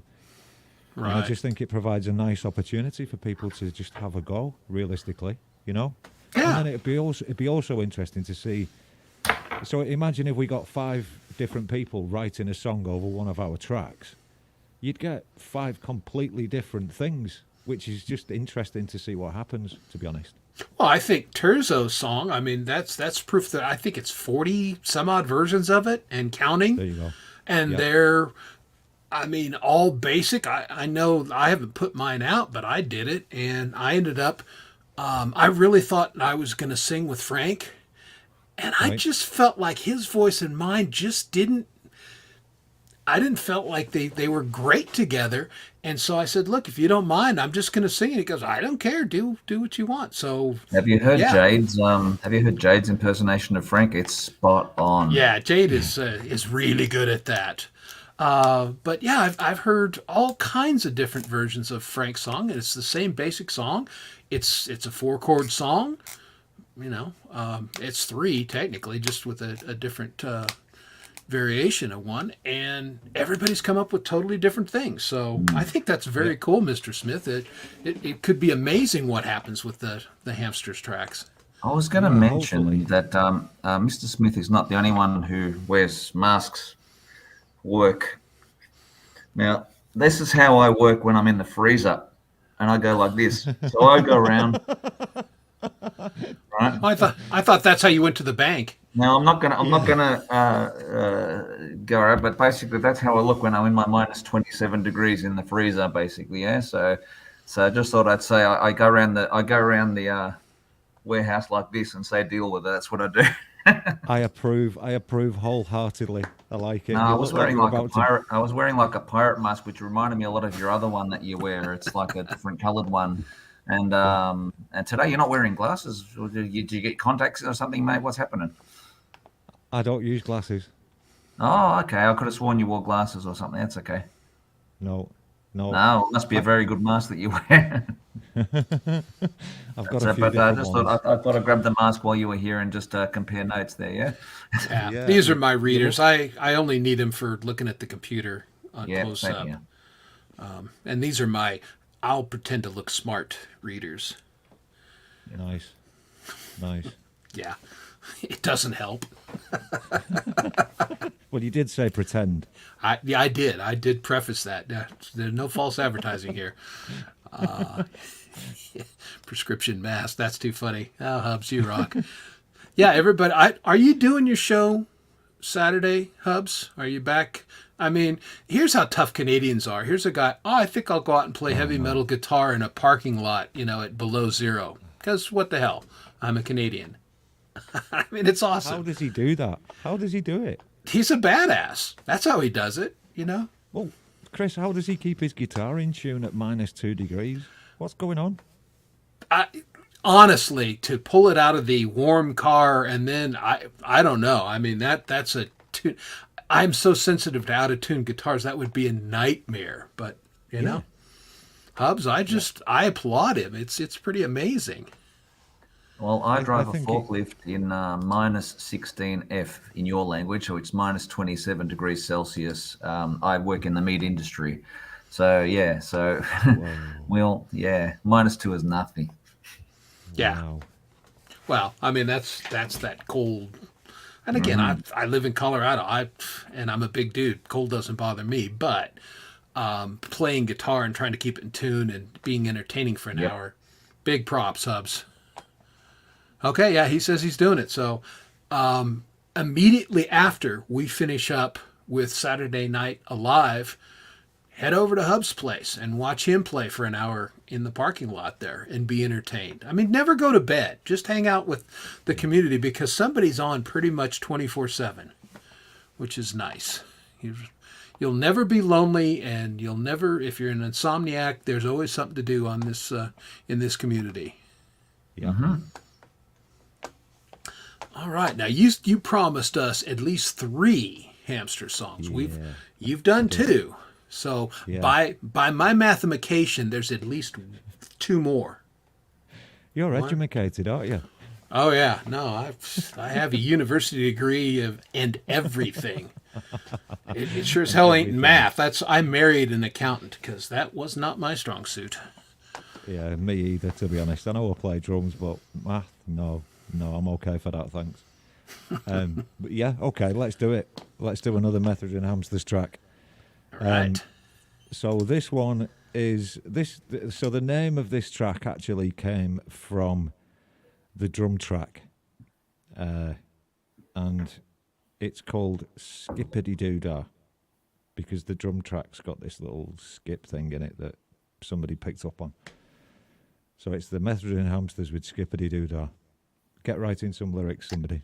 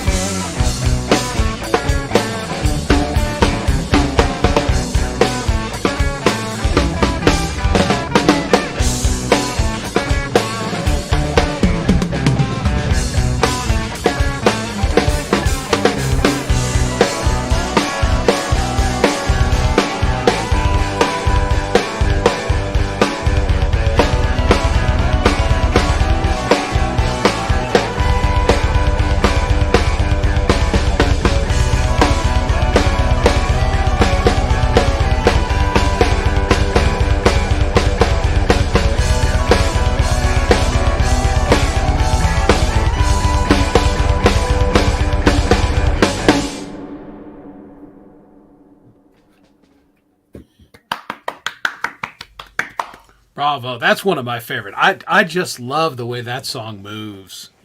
Nice one. I think I actually nailed that. I sounded like it on my end, my man. Like, I think if I'd have recorded that, I'd have been happy, I think. yeah, I think so too. Like Mini Vibes says, I love the kicky parts. I can't believe you make double bass sound so bloody effortless. Yeah, It's that really is unbelievable. awesome. That's brilliant. The feet just go, and it's like you're not even sweating. It's just incredible. To be honest, so here's something, right? So we're talking about this community, this YouTube community. Now, Ed B Metal, we all know Ed B Metal. Yep. And Certainly. He's really good. He's good at his thrash. Now, about 5 months ago, I asked Ed B if he'd send me a copy of one of his tracks called Horizons, because I wanted to have a go at it. It was after I did the Metheus track for Jade, and I thought, I want to get better at double kicks.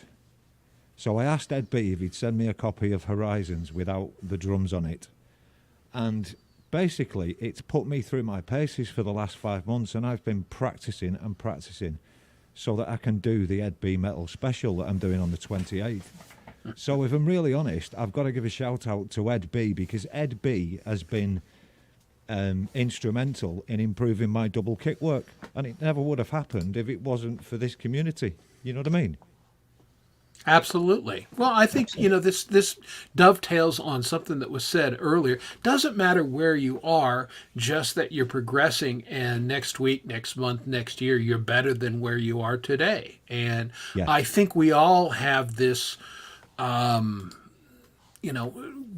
we push one another, whether we intend to or not. I certainly know for me personally, I'll sing something and I'll feel pretty good about it. And then I'll listen to Jade sing. It's like, okay, you need to work harder and you need to work on your technique, because she's really good. And, she's a lot more versatile than you are.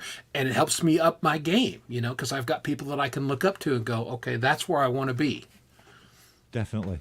And you never, ever stop learning. Anybody who thinks they've got there, you need to keep learning. You need to keep pushing. You need to keep pushing yourself, just as a human being. Just Yes. even if it comes to reading a book you've never read, just keep learning, keep going at it. Because it's liberating. There's a real freedom in it as well. Once you've pushed past the hard work, there's a real freedom in it all of a sudden. I mean, just something like being able to play that track. Now, when I first wrote that track with the band, the drum track, about, I don't know how many years ago it was a few years ago now, but it didn't have that double kick drum work in it. It was single kick drum at the end. And now I feel as though I've got that track under me and I can enjoy playing it, whereas previously, 12 months ago, I was almost fighting against it. Yeah. But because I've put myself through this work with the Ed B Metal track and practicing on a daily basis, it's given me this sense of freedom and enjoyment on the drums. It was horrible. I've been sweating for 6 months at it, Hey, Smithy, can I ask you a question, mate? Yeah, of course. The snare drum on that side up the top, that is totally unique. I have never seen that before. That one there, yeah. So does that help you in certain situations? Just does it give more flexibility? I've never seen it. As you said, I'm a drummer originally, so very unique. If you wouldn't mind, just tell me. I mean, when did that come up and become a part of your every? It's been a part of my sort of drum arsenal over the years. And it's inspired by Neil Peart from Rush, because Neil does it a lot. So it basically forms like a breakdown snare, if you like. Yeah. So because of I'll have to turn the mic off of this, but because if you hear the tuning differences, so I've got a normal snare drum. Yep. And then I've got the normal snare drum without the O-ring.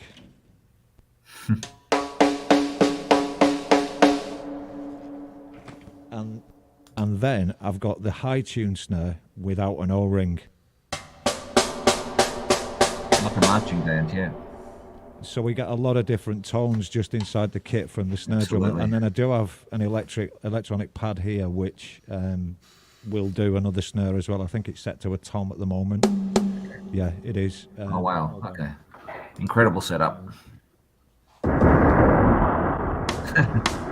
Yeah, I can do all sorts with that one as well. So I quite often have like a little jungle snare on this one as well. So I've got a broad range, so I can do a track and go into a breakdown. And quite often I use this to do the breakdowns, basically. Amazing, Smithy. Thank you. Nice one. Yeah, no, it's very cool. My kid always played a metal piccolo snare, and I love the sound of that. Because just the way it cut through, it was very cool. I mean, he had a deep wood one that he would use sometimes, but I dug his piccolo snare.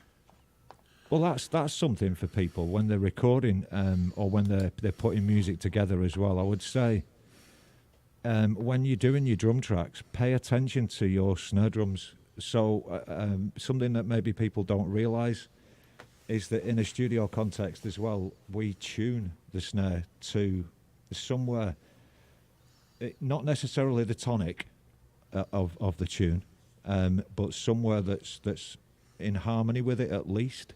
Mm-hmm. And it can really make the difference in a good drum sound and a bad drum sound if the snare is tuned to the track correctly, and as well if it's the correct type of snare.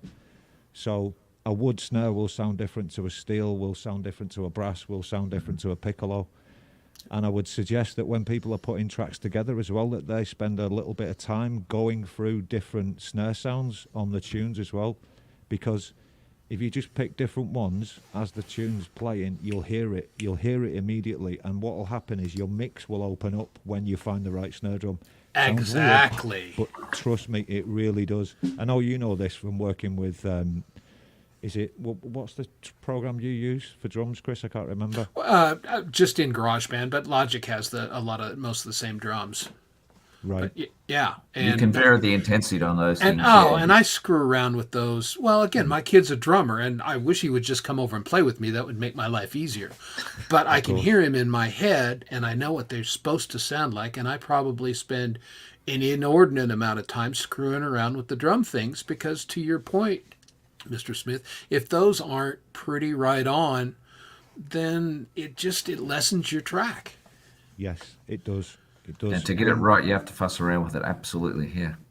Yeah, and I think one of the with mixing as well, when it comes to the snare drum. Now, if you imagine, there's a lot of frequencies in this snare drum. There's a lot of 3K, and there's a lot of 10K, and there's a lot of 250 hertz, and there's a lot of 100 hertz, surprisingly. And what you can find is that can obscure other things. So you might think, I love the sound of that snare drum, it sounds great, but the moment you put it against an acoustic guitar, all the definition of the acoustic disappears.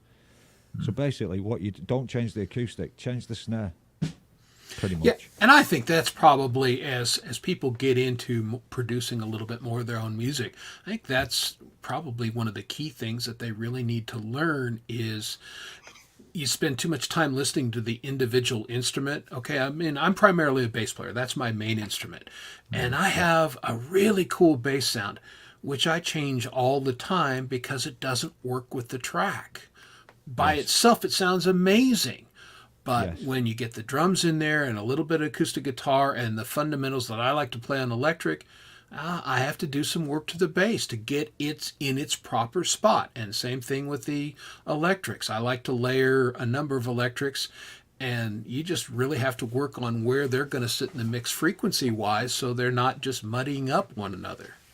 Yeah, and definitely. Trust me, I don't think I'm that great at it. I'm way better than I was 6 months ago, and I'm really listening for it, but I mean, probably Jade would take my mix and go, nice try, Scooter, but, we can do better.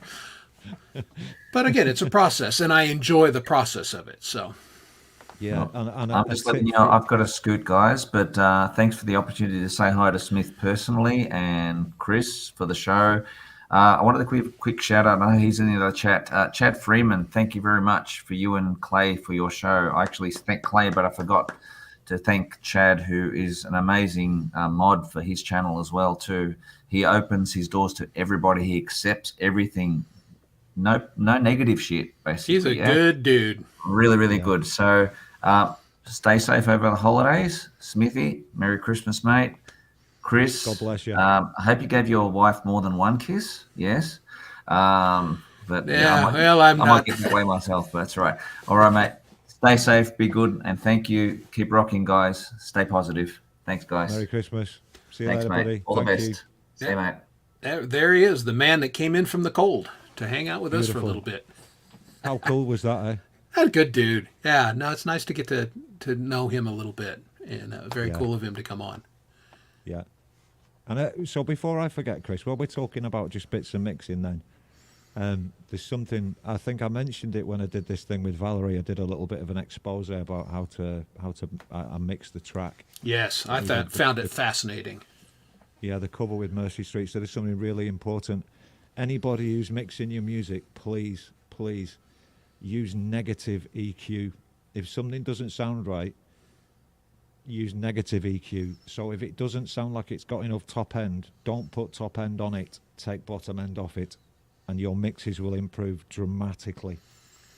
Well, Just I with that think, one yeah, tip. absolutely. I mean, this is a great sound engineering tip, and people need to know that because it's just too easy to just start running stuff up, but you add so much energy that then you wonder why my mix sounds like shit. Well, exactly that. And of course, I used to do live sound reinforcement, and you never boosted anything doing that because that's Feedback City. So it's always, it's my nature to cut. So, but not everybody understands that. Yeah, and I think it's a natural tendency to listen to something and want to turn it up if you can Add hear more. something in it. Absolutely. Yeah, just add more. But like you say, the energy it puts into it, by the end of the process, all of a sudden, there's so much energy going on across the whole thing that it becomes undealable with, basically. Yeah. You know? And the track can get away from you in a sort of mixed perspective. So, yeah, negative EQ, everybody. Negative EQ. Pull it out and everything. It opens up your mix. Now, of course, I then turn around and probably overcompress the hell out of it because I like the punch of that. But Yeah. to each its own, right? We all guilty of that, aren't we? Grabbing the compressor. Yeah. Compressors are the bomb. Yeah, I'm a big fan of limiters. The Waves limiter is particularly good. I'm starting to work in limiters a lot more frequently because they keep you out of trouble if you've got just a couple transients that just are in there and kind of messing you up, and it keeps those from sneaking in. Yeah, and do you have in GarageBand? Do you have multi-band compression? Because Yes. that's another lifesaver as well. You know. Yes, they have one built in, and then I use, and it's a free one that I use, which is the TDR Nova. Right. And that thing is killer because it really lets you go in. And again, it's kind of that compressor EQ built in where you can say this frequency is just a bit much and it's peaking right at this part of the song. And I'm just going to ease that down just a little bit, but it doesn't smash that frequency throughout the song. Yeah, exactly. Yeah, multi-band can be a total lifesaver, especially on acoustic guitars.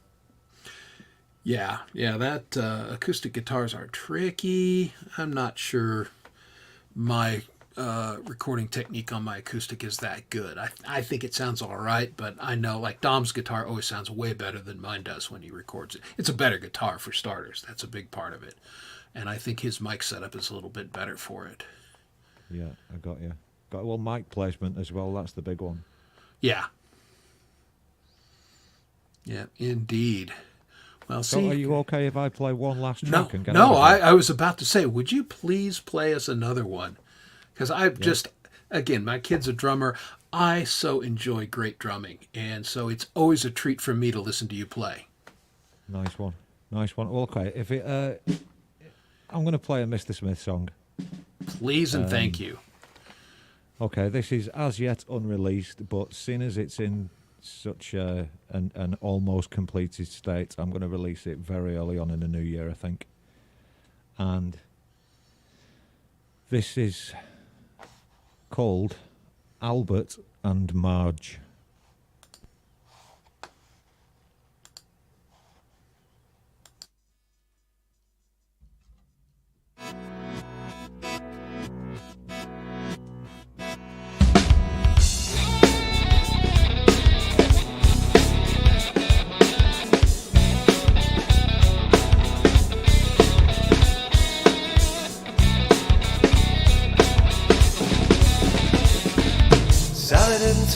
beds last night.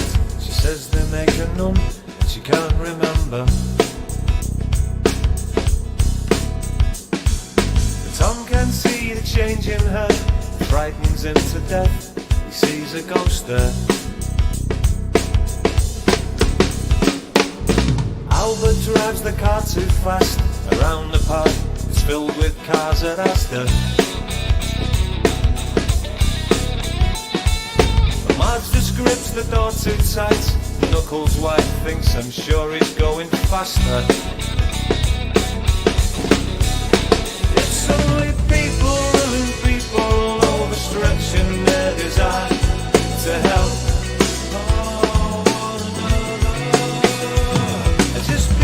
Telling people overrating the self, ooh, the self. Dave just drinks his pint real slow, looking round, eyes twisted, full of mad hate. And Brenda says, look, you've had enough, I'm not giving you no more, 'cause you're past the point, mate. Bob's your Auntie Betty's friend, he's a copper's son, and he runs for the local council. And Audrey smiles for the local press, thinks, come on Bob, what's it all amount to? It's only people ruling people, overstretching their desire to help.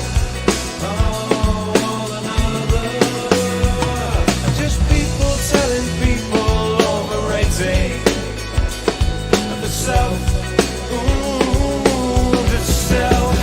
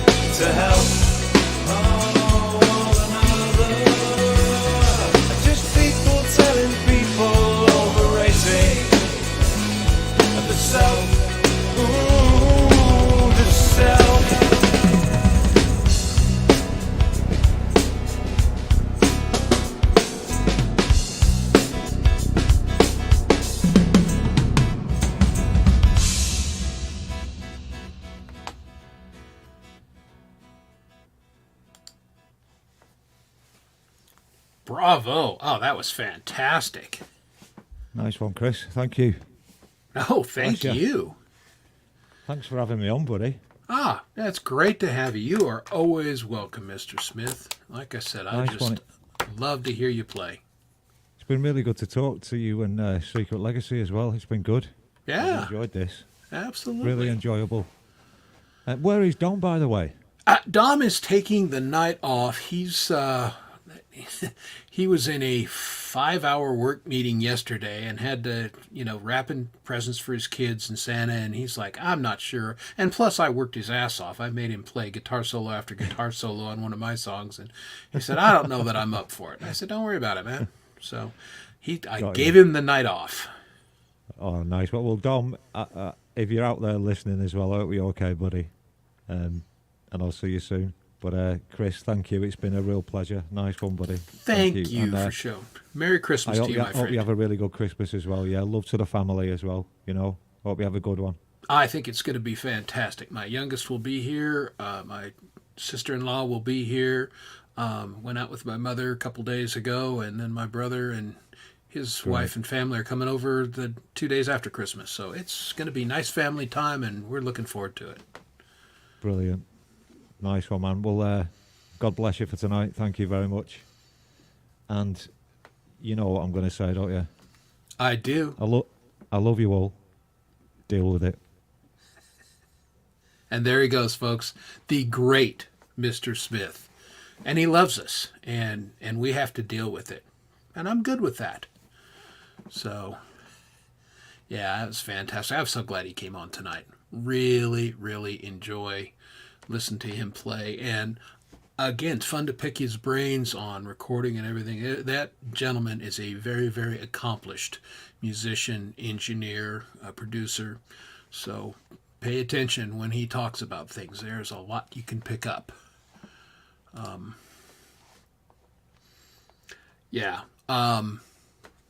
Pandar, I was kind of going back and forth as a bass player primarily.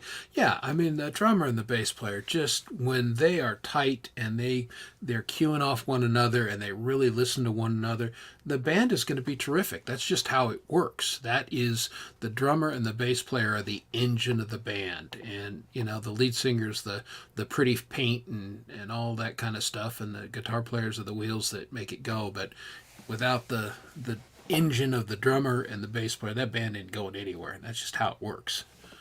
So always, man, great drummers are worth their weight in gold. And bass players who know how to listen to everybody in the band and pull all those disparate elements together are worth their weight in gold. And not a glory thing for a lot of people, which is cool. That's I think primarily why I was attracted to it. I mean, it probably comes as no surprise, big dude like me. I was an offensive lineman, so you know I was down in the trenches and wrestling with the other big guys, and about the only time my number ever got called is if I got caught holding or something. So mindset wise, bass player is a good place for me to be. But you know, obviously I do other things now, and it's kind of fun. But anyway, what else? Mr. Chris, what are we struggling to deal with? Are you struggling? Stop struggling to deal with it. Just deal with it. Mr. Smith loves you. And is a super great guy. Yes, he is a badass straight up. There's no question about it. Should I play all blues or what Saturday night? You should play what you want to play. Play what speaks to you, man.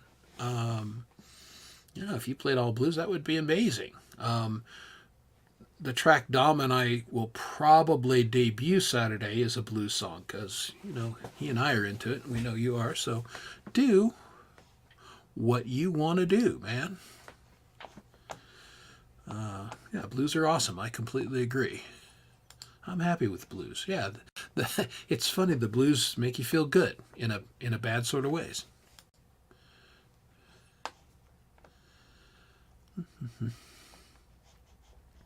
All right, looking in the chat, seeing what I missed. Yeah, what's not to love? Nice to see you here, Scars and Shadows. A newer artist to the community and fantastic. If you have not gone over and checked out Scars and Shadows channel, I urge you to do so. I think she's pretty easily found on YouTube, and just as a fantastic artist, really like what she brings to the table. Enjoying her songs quite a bit. What is this? Just say no to country. I'm not. I can't say that I'm a country fan, but there's old school country, and there are certain elements of it that are awfully cool. All right, here's for Mr. Smith. Yes, it was great having you, Mr. Smith.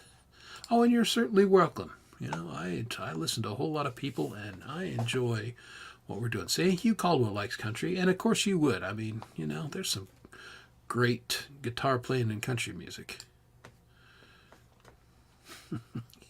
Yeah, here you go, another Texan. Yeah, see? Yeah, what's that line from the Blues Brothers? We have both kinds of music, both country and Western. Oh, Pole Vault. You dirty skunk. What are you doing, Pole Vault? How's your friends at the Ant Hotel? Do you want to come on and tell us what the ants are up to? You are welcome to do so. I will throw that in there real quick, and we'll see how long we go tonight.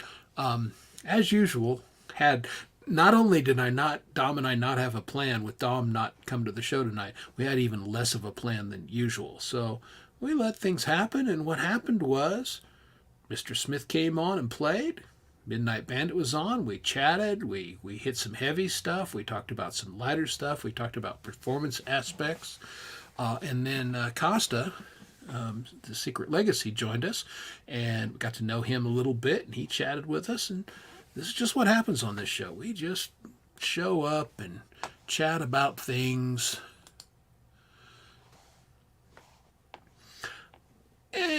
But really, country comes from some of the Celtic roots and some of the Appalachian. Some of the country comes from the blues, which of course is African based. And you know, it's been an interesting metamorphosis of all these various styles here in the Americas, and then how it was exported out. But yeah, country is kind of a, I don't know, maybe the bastard child of the Celtic Appalachian traditions, along with some of the blues stuff. So I think that's a fair statement. Yeah, play black metal. Yeah, that'd be great.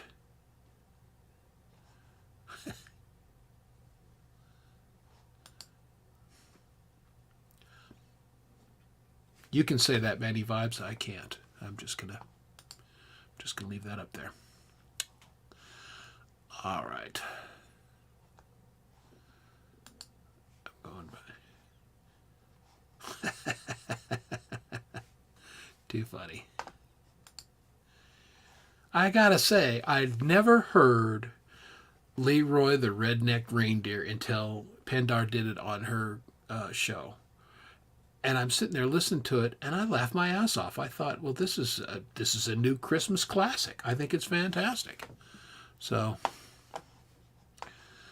it's all good in that respect. Too funny. John Lee Hooker, yeah, fantastic.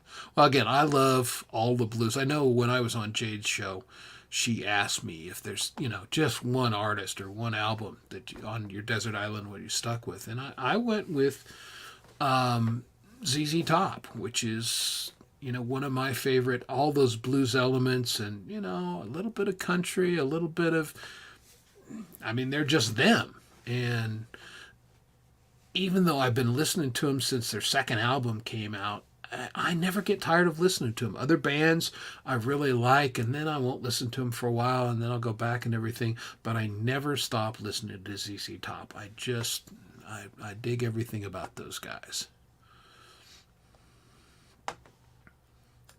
I was a big Southern rock fan at one time. So, yep. Okay, see? Bronzy and Leadbelly. Well, that's the old blues, which is good. and you're not wrong. Everybody likes Southern rock, whether they admit it or not.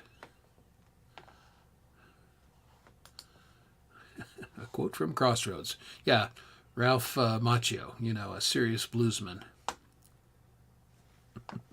But he was taught by Ry Cooder, so that's not all bad. All right. Yeah.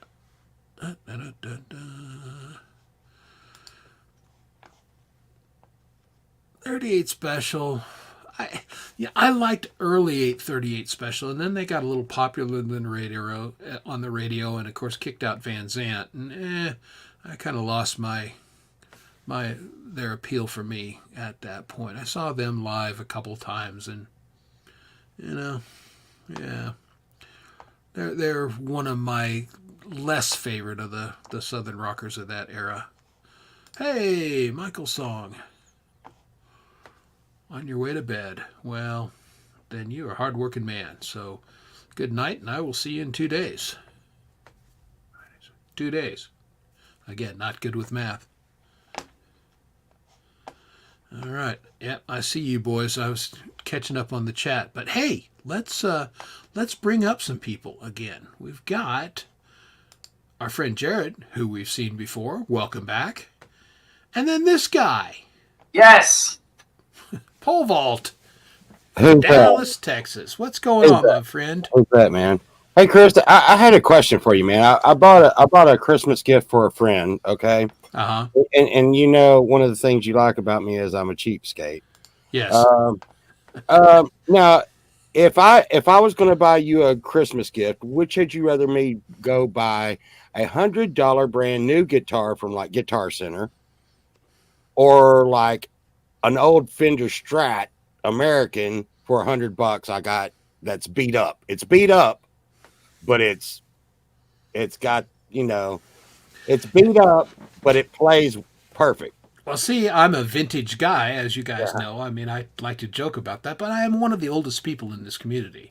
And so, yeah, old is good a lot of the time. And that's what I thought. And I bargain hunted, and I got a really badass deal for $50 on a $1,500 guitar.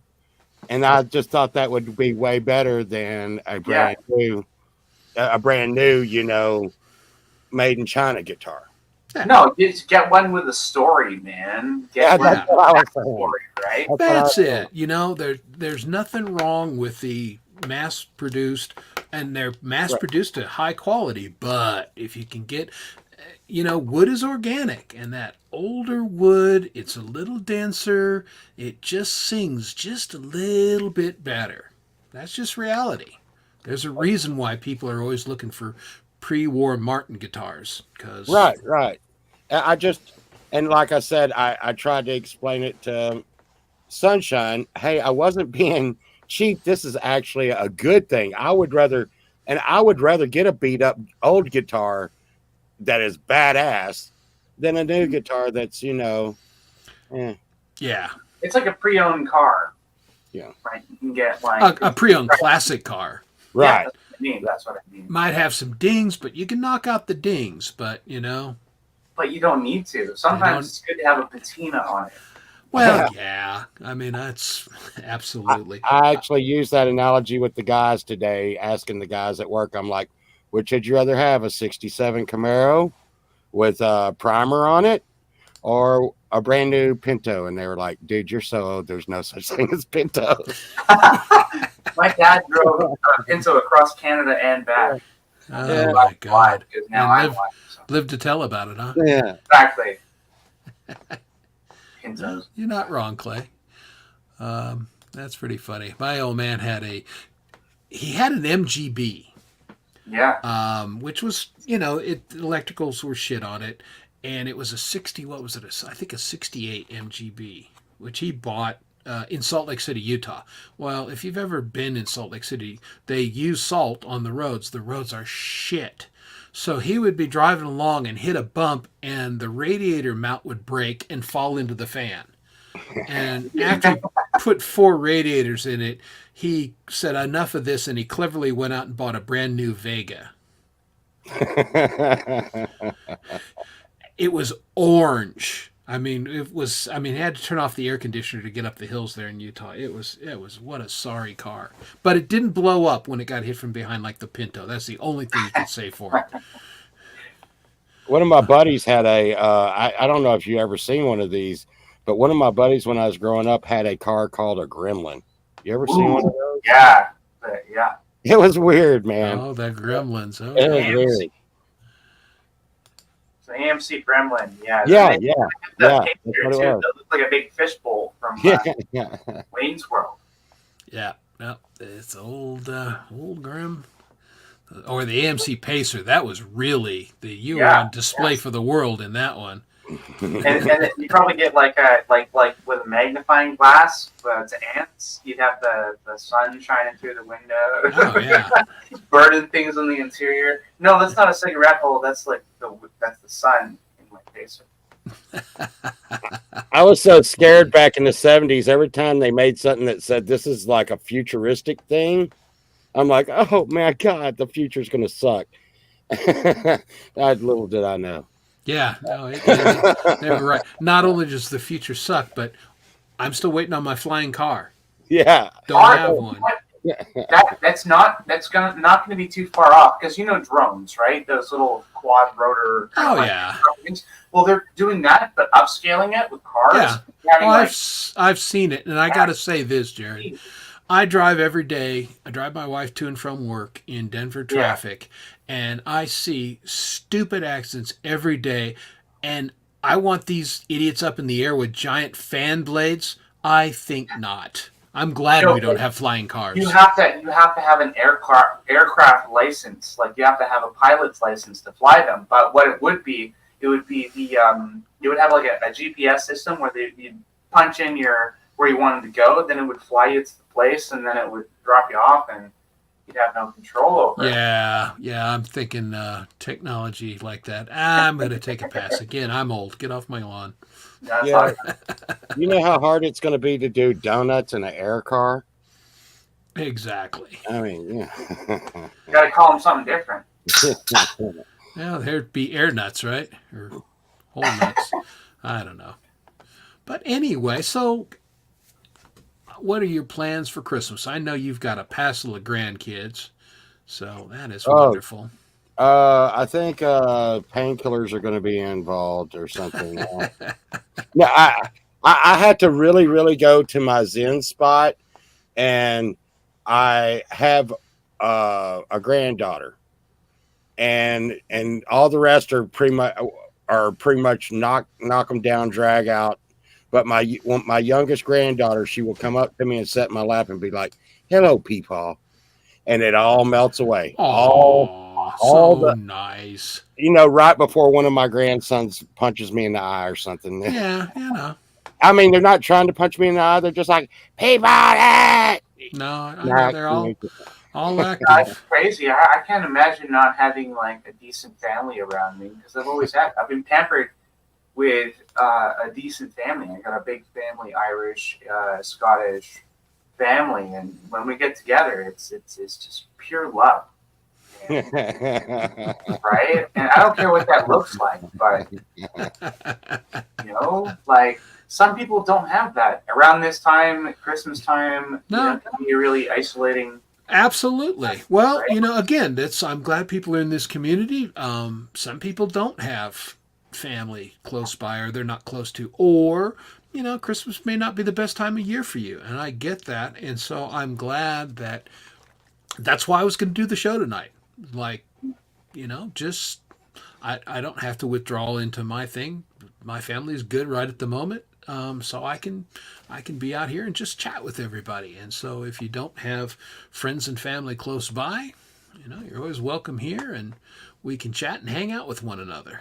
To be honest, sorry, go ahead, Paul. Well, that's one of the main reasons I'm really glad that we're having the rabbit hole on Christmas Eve, because this has been a pretty, not for everybody, but for even me, especially me, it's been a hard economic year, especially with 8 grandkids, and Feel ya. It's been a hard year for a lot of people, and the rabbit hole. I really want to make sure we make people laugh and put a smile on their face and come around. And it's such a hard time of the year. And like I said, if we could get together and just lighten up one person, it's the whole damn show was worth it. Yeah, that's why I enjoy hanging out on that show, because you guys joke around, and that's fun. Little bit. That's good. Yeah, I mean,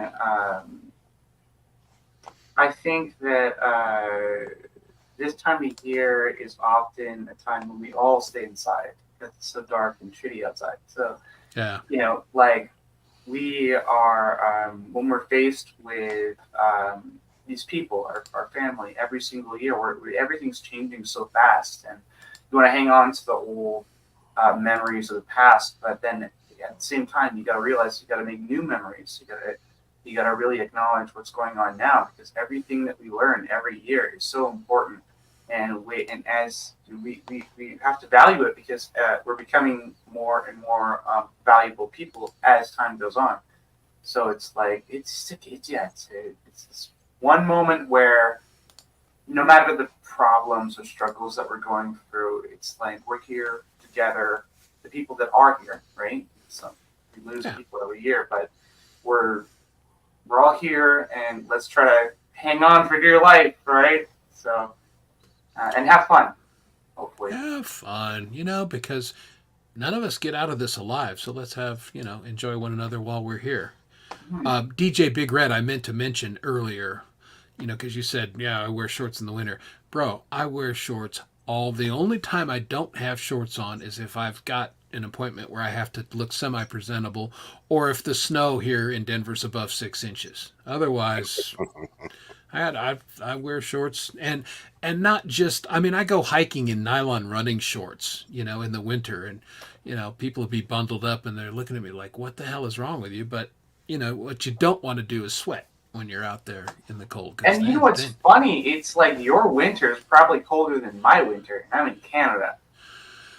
Well, yeah, because we get, that jet stream coming down. It's the Arctic air and everything. Yeah, Denver's, the climate is pretty interesting because it gets really cold here. We call it stock show weather in January, that it's going to be below freezing, or most of the time below zero for a week. But we also get Chinooks in the middle of the winter that'll clear out all the snow and everything. It just, you never know. It's fun. They got rattlesnakes down there? Yeah. Hey, Clay, thanks for noticing. I appreciate it. Yeah, I caught you looking. My eyes are up here. There you go. Yeah, why not, right? If you got nice legs, and I've got nice legs, especially for an old man. So why not? I'm trying to filter myself on a joke, but I'm gonna let it rip. Yeah, you're on my show. You're working all through the fucking. Yeah, I used to wear shorts in the snow. Me and this other guy, and we were out in the snow, and I was like, wow, I went to take a leak, and I was like, wow, the snow is really cold.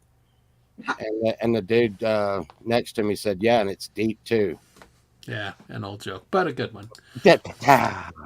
Oh, how about this one? How about this one? Do you know what Adam said the day before Christmas? It's Christmas Eve. Okay, that was actually, I hadn't heard that one. So that was all right. Not bad. What is a windmill's favorite type of music? Do tell. I heard they're big metal fans. Oh my! All right.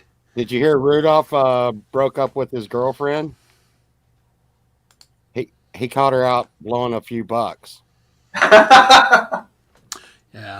But, as we're going down into the gutter. Yeah. Okay. I had a good. I can tell blonde jokes because hello, but yeah, it's very luscious. The color. Yeah, I don't know how blonde is at the bar and watching TV, and a guy kind of sidles up to her and says, "What are you watching?" She said, "There's a guy on the bridge here, and I want to see if he's going to jump." And the guy watches for a minute and he says, "You know what? I'll bet you $30 he jumps." And she said, "No, I'll take that bet. I hope he doesn't jump. I'll take that bet." So they watched for a little while, and the guy jumps off the bridge. And she goes, "Oh, I guess I lost." And so she gets out $30, and the guy said, "Hey, I got to be honest with you. I saw this on the 5 o'clock news.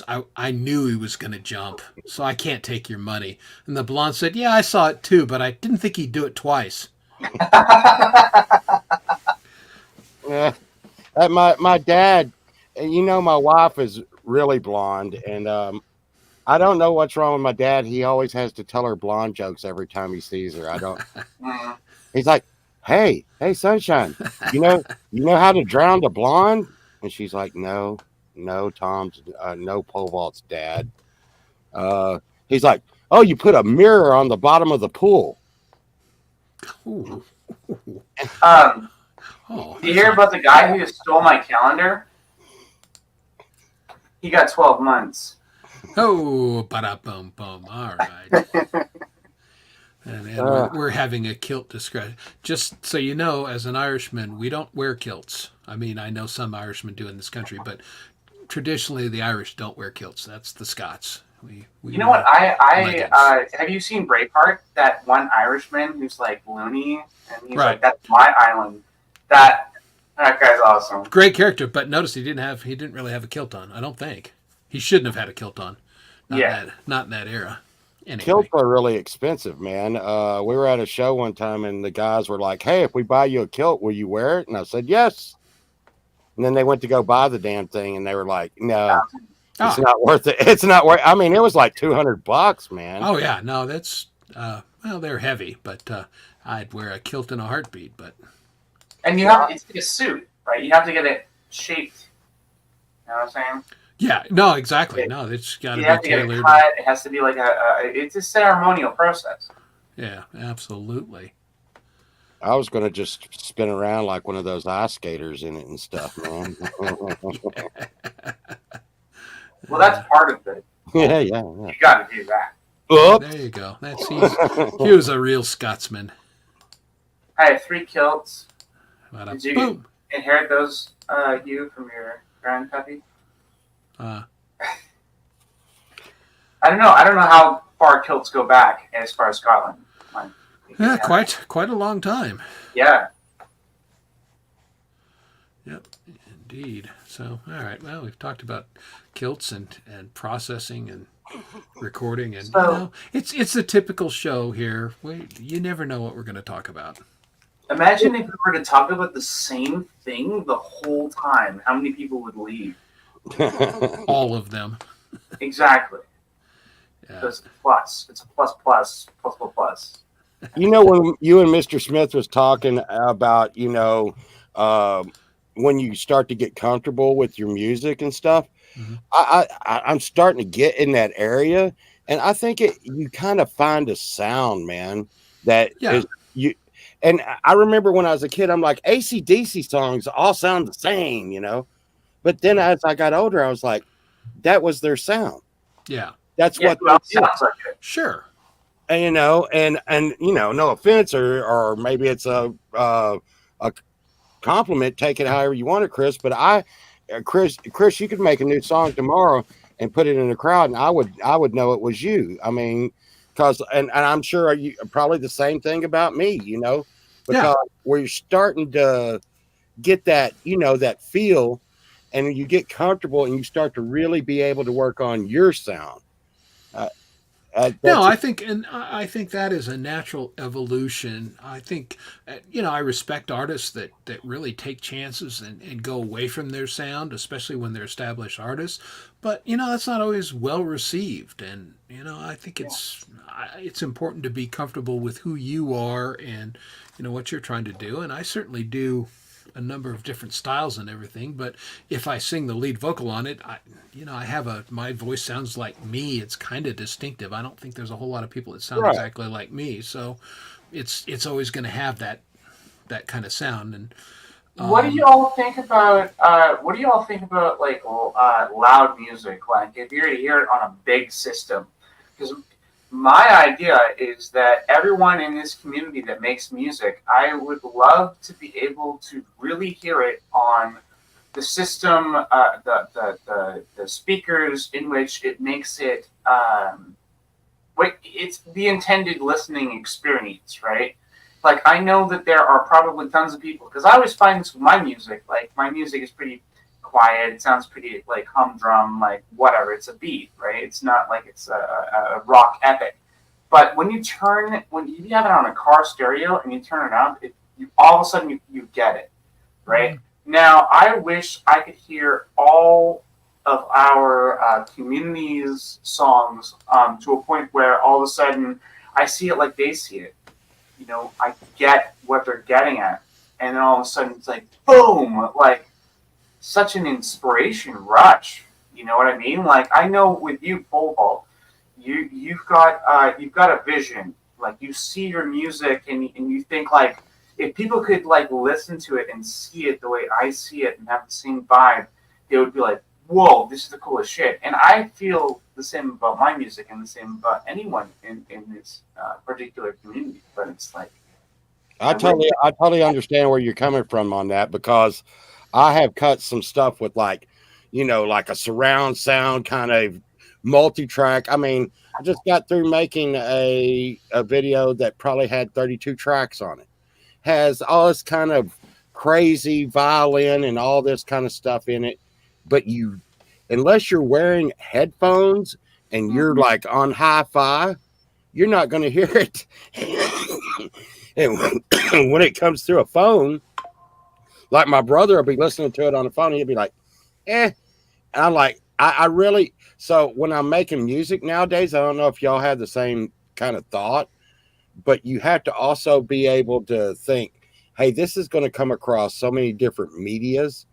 Like, and I mean, how many people do I know that are listening and watching my music on a phone that will never be able to hear the dynamics Right. of what I put in? No, you have to get down. that's a reality, and Schmitty and I didn't get to it, but you've got to understand that mixing, that a lot of people listen to the stuff on the phone. It's a shame because it makes your music a eunuch, frankly, but it is what it is. So I try and be conscious of it. I do load my stuff on my phone and when I made the comment that I probably overcompress things, it's partially to get a little punch on YouTube and a little punch on the phone that's just is not going to be there otherwise. But I did have the opportunity when I ran that seminar this summer, and I had a big sound system, and I tested it with my stuff because I know what my stuff is supposed to sound like, and I got to say it, high volume sounded. I was pretty happy with it. It was pretty basalicious. Yeah, and when I first started out, I wanted to make music that was like dubstep. Like it was like the bass was the main kind of focus, and it would hit you in the chest, and it was the kind of. But as I go along, I'm like, you know what? I want people to hear the rest of the entire spectrum of like on keyboards, all the different things, and I want them to go on a journey. And if you really want the bass to hit you in the chest, there's no problem. Just turn up the subwoofer volume, but like. If you I think Right. the brighter the better. I think if you make your music more balanced, and that's like cutting out like I do over here, the lower frequencies, like cut it out and kind of like bring it across and kind of make it as crisp as you can, then on every system it'll sound pretty awesome, especially with subwoofers, because who cares? Like I've heard people turn up Enya or something like that, or whatever, and it's like this is just an entire wall of bass, and it's like, Yeah, a lot of times that's too much, and of course, like all probably people my age and have been playing as long as I have a little bit of hearing loss in certain frequencies, and there are some really loud venues that it's uncomfortable for me. The music just does not sound right because some of the frequencies are just they aggravate where I have the hearing loss. I have a question for both of you. Yeah, sure. Now, I heard someone say this on Reddit once, and I thought, this is like the coolest idea as a musician, as an indie musician. This is like my goal as well. And now that's, it's not to essentially play a stadium or anything like that, but it's to craft music and own a venue that would be like a music lounge. So it's like a place where you go, you drink coffee, you drink some like nice beverage, tea or whatever, and then, you sit in front of these hi-fi audiophile speakers, these high-level, like extremely expensive speakers, and you listen to indie musicians, you listen to people, and it's like a lounge, right? And you're sitting there, and the entire, it's not about like a bar where the entire focus is trying to get laid or whatever, or trying to drink or whatever.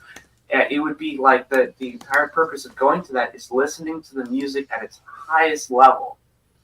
And oh man, if I had made a place where I could have a lounge where people would come in, they'd respectfully be somewhat quiet. They could have a conversation or whatever, but it's about the music. Like that's next level, I think. I don't know. Well, It would be interesting for sure. yeah. And the thing is and I mean, if you've heard my music, I mean, you can probably see my target audience is usually maybe someone that is partying. and so I think there's different, and it's so weird because I can be going down the road and Pink Floyd come in and I'll be just barely cruising, cutting lanes, and then the next song on the radio comes in and it's Pantera, and for some reason now I'm freaking road raging, and and so music can make you actually feel different things. Oh, sure. And you know, like what you're talking about, Bandit. It depends on like the music. I mean, I don't know if I'd want to listen to like Megadeth while I was drinking coffee. Yeah, but you know, you never know. Some people do want that. They're like, I want to listen to Tout Le Monde right now, and I want to hear it on the best speakers possible. Because the people who wrote that song and produced that song made it on the best equipment. But then you think about the people listening to it, they're on these like old crappy earbuds or whatever. When I was a kid, sound was such a big deal because we didn't have internet. And everybody, the goal was, back when I was young, was to have, y'all probably don't even know what this is, but it was a Kenwood stereo. Oh, I know what Kenwood is. Yeah. And I'm older than you, Pole Vault. I certainly had all these mixers, and you could just dial your Iron Maiden in and stuff. Where you could, like Pink Floyd. We'd listen to Pink Floyd, and on "Wish You Were Here," and one part he goes, you can hear David Gilmour go. And we'd be like, oh, man, that's crazy. We just heard David Gilmour breathe. Wow. And you get the little things in the Beatles songs and all that. And now everything's, kind of, just, I don't know if people appreciate music and every generation probably says this, but I don't know if they appreciate music like we used to, because it was, when a new album would come out, we would go to someone's house. I remember when Pink Floyd came out with The Wall, we would all go to someone's house to listen to that album because they just bought it. And all of us could afford to buy it. So we would go to their house, have a party, and listen to that whole album. Oh, absolutely. Well, that's because back in the day, people used to get together. They used to go across town to meet someone and like, oh, yeah, you got the weed or whatever, and we're hanging out at blah, blah, blah's place, and we're going to crank the stereo, and it becomes a meeting place. Whereas nowadays, people are like, oh, yeah, well, I got everything online at my own house. Why go outside? Why touch grass? Like, it's icky. And it's like, no, you need that in life. You need to get out there and see people, even if they're fucking toxic. Also, it's like the Stones just cut a new song. Oh, I just seen that on my phone, okay? Instant gratification. I just seen it. The buildup of, oh my God, I'm going over Chris's house this weekend. His parents just gave him his allowance. We're going to go by the drugstore. We're going to buy the freaking, we're going to buy the album. 10 of us are going to share a joint, Yeah, and it's fucking convenient. Convenience will kill us all. Yeah. I swear, because everything is within grasp of our sofa, life will not seem as important as it could be. Like, you have to, when our parents walked both ways uphill in the snow and all that stuff like that, it builds character, they remembered that. And absolutely. if we got a teleporter that just school, then blah blah blah, then this, then bam, it's all done. There's no suffering, there's no experience in that, there's no the challenge to get over. Yeah, it is a shame. Again, we would have to, and here, old guy talking, we would have to save up, and you waited for things. There wasn't no overnight delivery from Amazon Prime. If you ordered something, or it would come in eventually, and you'd wait for it, and the anticipation usually made that experience better. And instant gratification is highly overrated, and I don't think it does people any favors, because a lot of times you're instantly gratified for something you don't really need. Or don't. It's just a thing, and it gets consumed, and it's not special. But man, back in the day, you'd wait for the album to come out, and you'd hear that Floyd's working on an album, and it'll be out next year maybe, and there'd be build up, and then you'd go to the record store, and there'd be the big display and all that kind of stuff. And you'd go home and read the liner notes. See, that's the thing I miss, man. When we went to digital format, it was convenient. I miss the damn liner notes. And that's a shame. I miss the album covers. Yeah, well, that's what I'm saying. I mean, you can Yeah. get the album cover on a smaller, but man, all the liner notes, folding that thing out or pulling out the sleeve and reading all that stuff. I mean, that's what you do. You'd be on the floor, you'd be reading the liner notes and listening to the music. And My how's fir- that going to happen with AI when you can just type in something and it's like, It's gonna make yeah, it. the most It's gonna psychedelic make thing happens or whatever, and then Well, pattern. my first album, I had to mow 10 yards, Yeah. 10 yards to buy Kiss Destroyer at a drugstore that used to be called Eckerd's. I think they're Albertsons now. Okay. It just kept being bought out. But and the thing is that I had to mow 10 yards. First, I had to find 10 yards to mow. I mowed them at $1 a piece. And I went up there and got it. And like Chris said, there's a display of Kiss Destroyer. And I was like, oh my God. And I felt so much like the comic book guy on The Simpsons. I'm dirty, I'm beat, I'm cut up, and I'm stuffed. And I take it home and put it on my little record player, man. And as I'm listening to it, I'm like, totally worth it. You Yeah. know, totally worth it.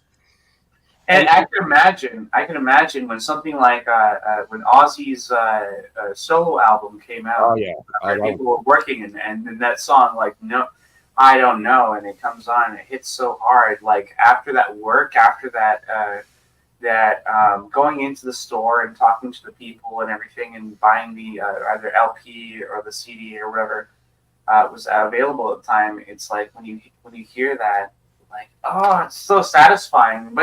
And then people nowadays, it's like you listen to incredible music. You listen to this shit that back in the day people would lose lots of minds over.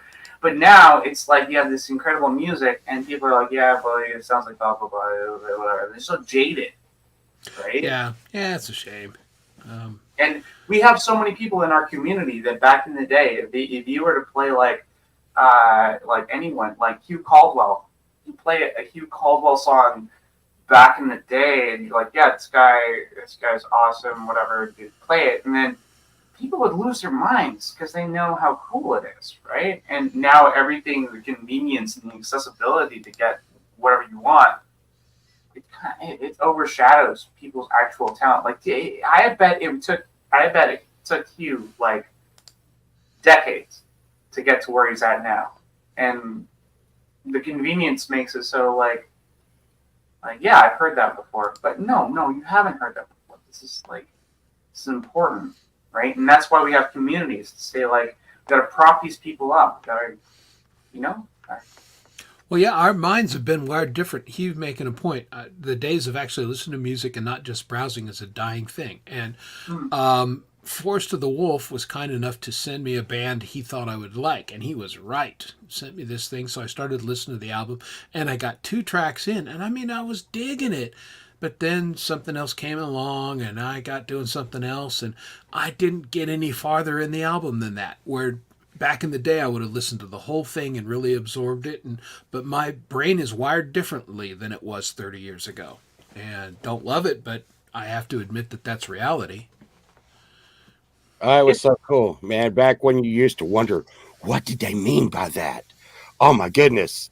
There's some secret hidden meaning and like he was talking about the Blizzard of Oz when Blizzard of Oz and Diary of a Madman came out. So funny. I had paranoid, and me and my cousin, we were like, oh man, Ozzy's never going to be able to catch that lightning in a bottle again. And then smash in your face. Blizzard and Diary came out, and we were like, what in the hell is this? Well, and then and they answered back with Dio, Heaven and Hell, and you're like, oh my God. You know what's crazy? You know what's crazy is that if those albums were released nowadays, they wouldn't hit as hard. And it's not probably not.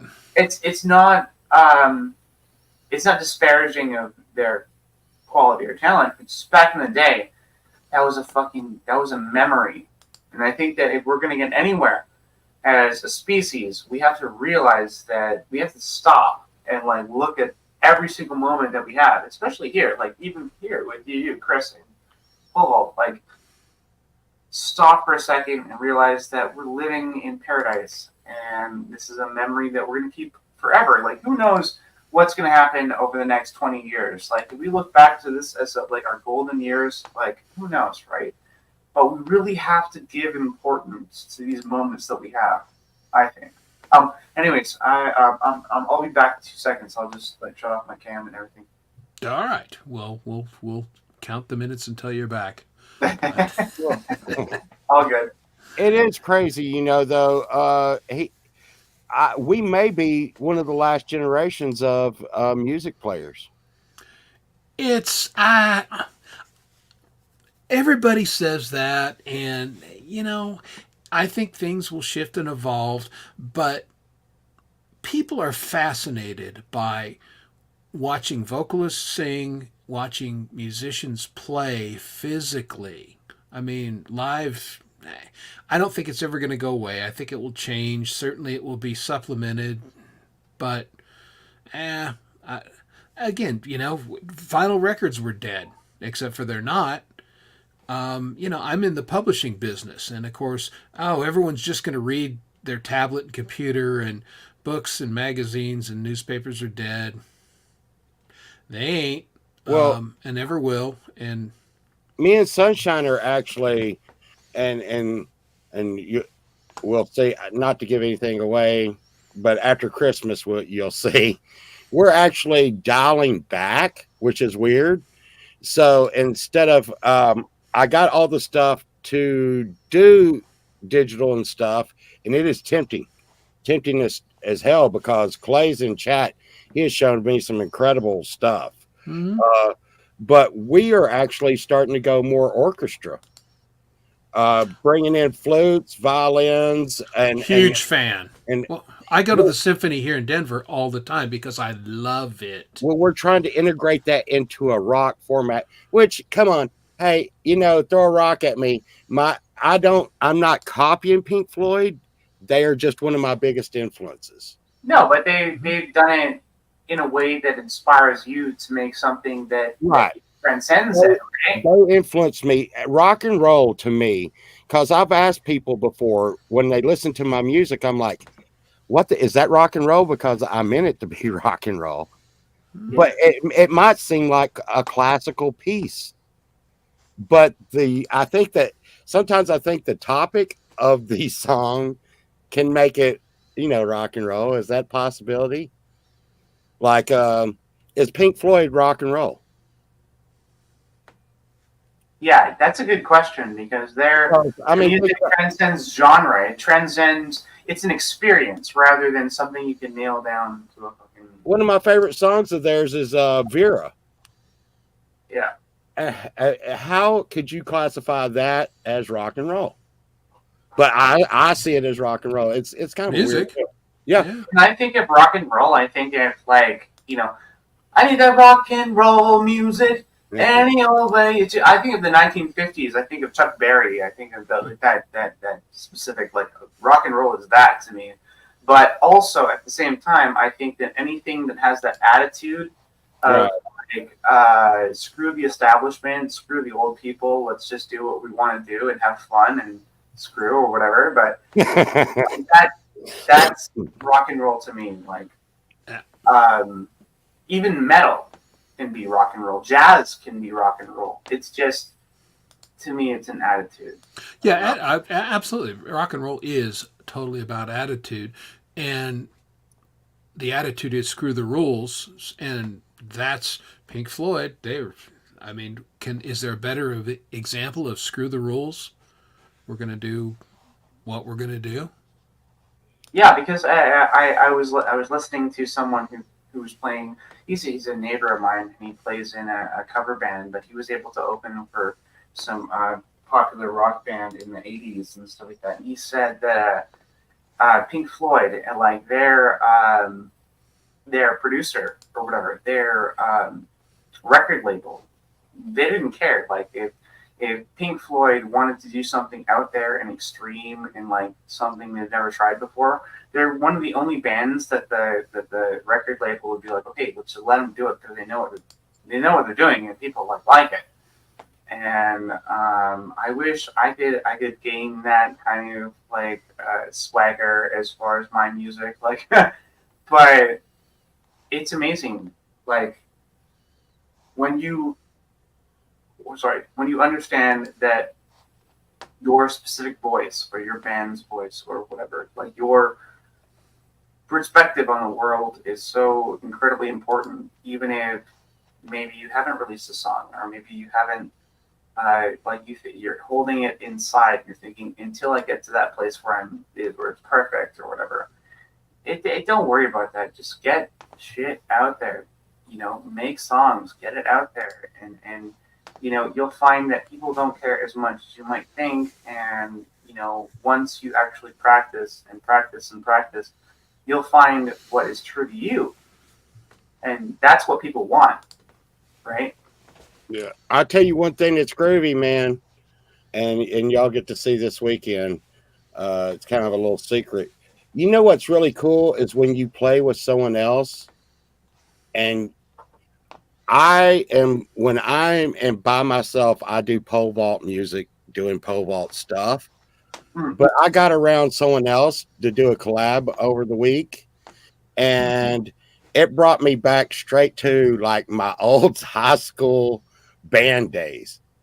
And it's going to be totally unlike pole vault, but it would be more like I used to be. But it's really crazy how when you get with some other people and you get other influences from other people, how you go. Both characters go into a totally different meltdown of stuff. Yeah, Absolutely. Well, that's why all these bands we're talking about, the sum is always greater than the parts. I mean, if we want to talk about Pink Floyd, Mason, great, Wright, great, Gilmour, great, Rogers, great on their own, and they all did solo things, but together, an unbelievable force. And you see this with bands who break up or people leave and everything. They're never exactly the same. And that's just the reality. Because they all get together and they meld and they make one another better than they are on their own. But one thing that has to be said, let's say for Black Sabbath is an example. That you've got, let's start with Geezer Butler. So he started as a guitar player, and then they just needed the bassist, so he went with bass. So he's playing solos almost like a lead guitar on his bass. And then you've got Tony Iommi, who had an incident in a sheet metal factory where he lost his finger, so he had it tuned down. And it happened to be that made for a more heavy sound at C sharp standard. And then you had Ozzy Osbourne, who had troubled past, and he just belted out his emotion. And and then Bill Ward, who was a jazz drummer who wanted to do something. And all together, people weren't listening to their music. Like, things come out of mistakes. So people, like Black Sabbath, when they were called Earth, were probably thinking that we're nobodies. And we're just playing these like empty live like bars across Birmingham, and no one's listening. People are talking over our music. So what we're gonna do is we're gonna crank it the fuck up so that no one can deny that we are playing this venue. Like, it's gonna be loud. And then when people started to listen really truly to the music in a visceral sense, they picked up on every one of their personalities. And it's not that they were working in unison, but they were being themselves to the nth degree. And then Black Sabbath came and they invented metal. Like,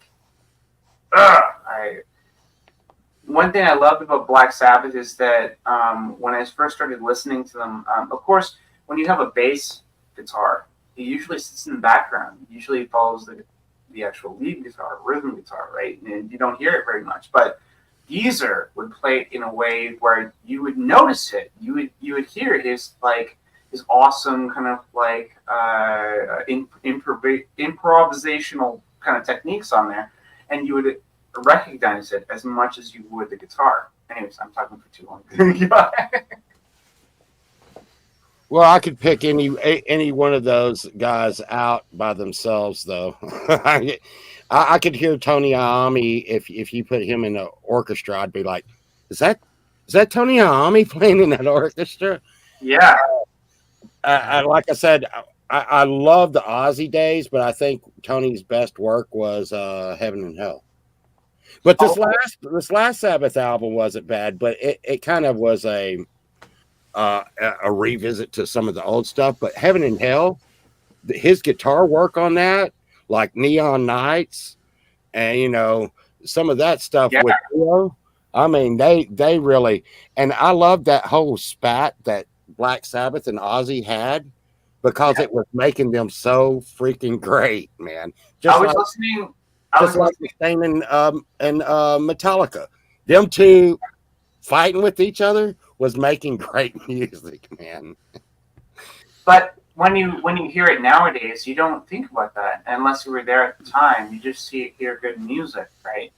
And with like, I was listening to Children of the Sea earlier, right, and I just cranked that because like Dio's voice, for being, I don't know what is he, 5'1" or 5'4" or something. Not he a just big like dude. belts it out. And he just like like Dio is the best. And that was, I guess, the highest technical point in Black Sabbath's career, other than like when they got back together with the 13th album in 2013.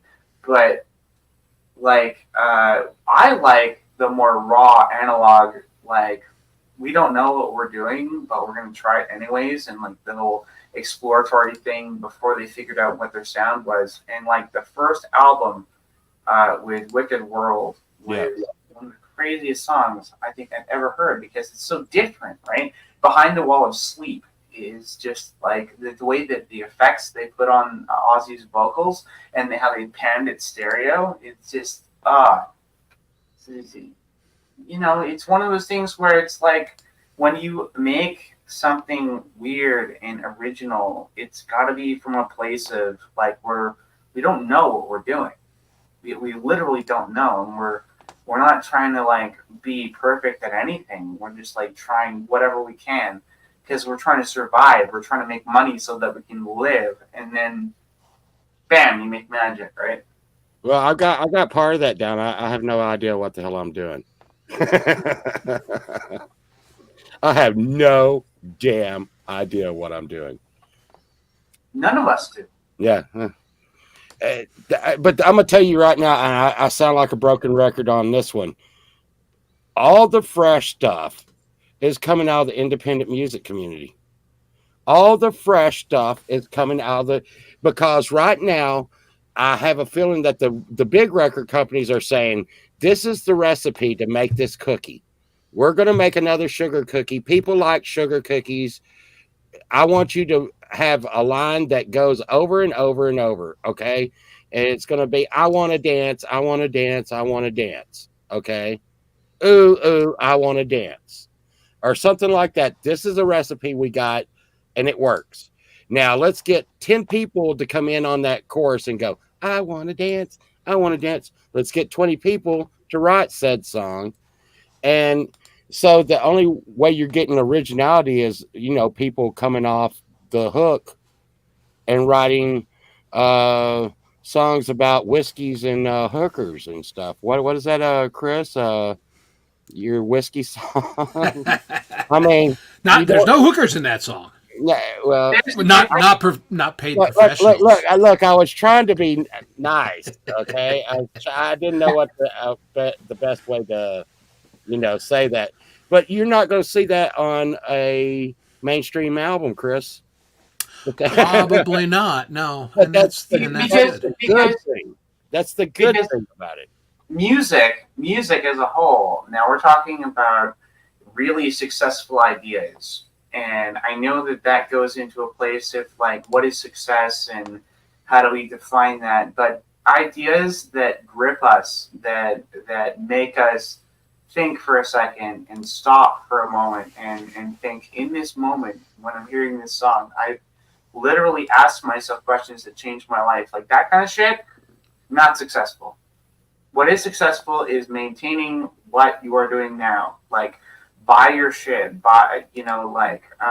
consume product or whatever. And really, if you can do that forever, then that makes certain people very happy. But if you're able to question existence, then you are probably not going to be the one to be buying the next iPhone or whatever. And then at the same time, you're like, you think about it and you think like indie musicians and people who are expanding the boundaries of creativity. They're not making money, but if you were to listen to them, they might make you not need to have money, if you know what I mean. It's okay. We'll all be rich after we die. Oh, hey man, I'm really into that pole vault guy. He was really great. I wished I'd have got into him when he was alive. And it's I often think of that too, like posthumous. I'm thinking of like my family going through my computer and finding all these weird songs and putting it on the internet and being like, oh wow, here's a genius or whatever. Like yeah, good, that'll do me now. Yeah, thanks for noticing. And did you know that Mozart, like as people like these elitists say, like Mozart is the most crazy musician ever. He lived his last several years, broke, asking money from his parents, and he did not. He was sick, and no one cared about him. And people don't realize that. It's like if you are struggling right now and you're a musician, it doesn't take away from how beautiful your art is. It's just the way this world is sometimes. It's unfortunate. It's the same as it's ever been. Very few Yeah. people make their living doing this.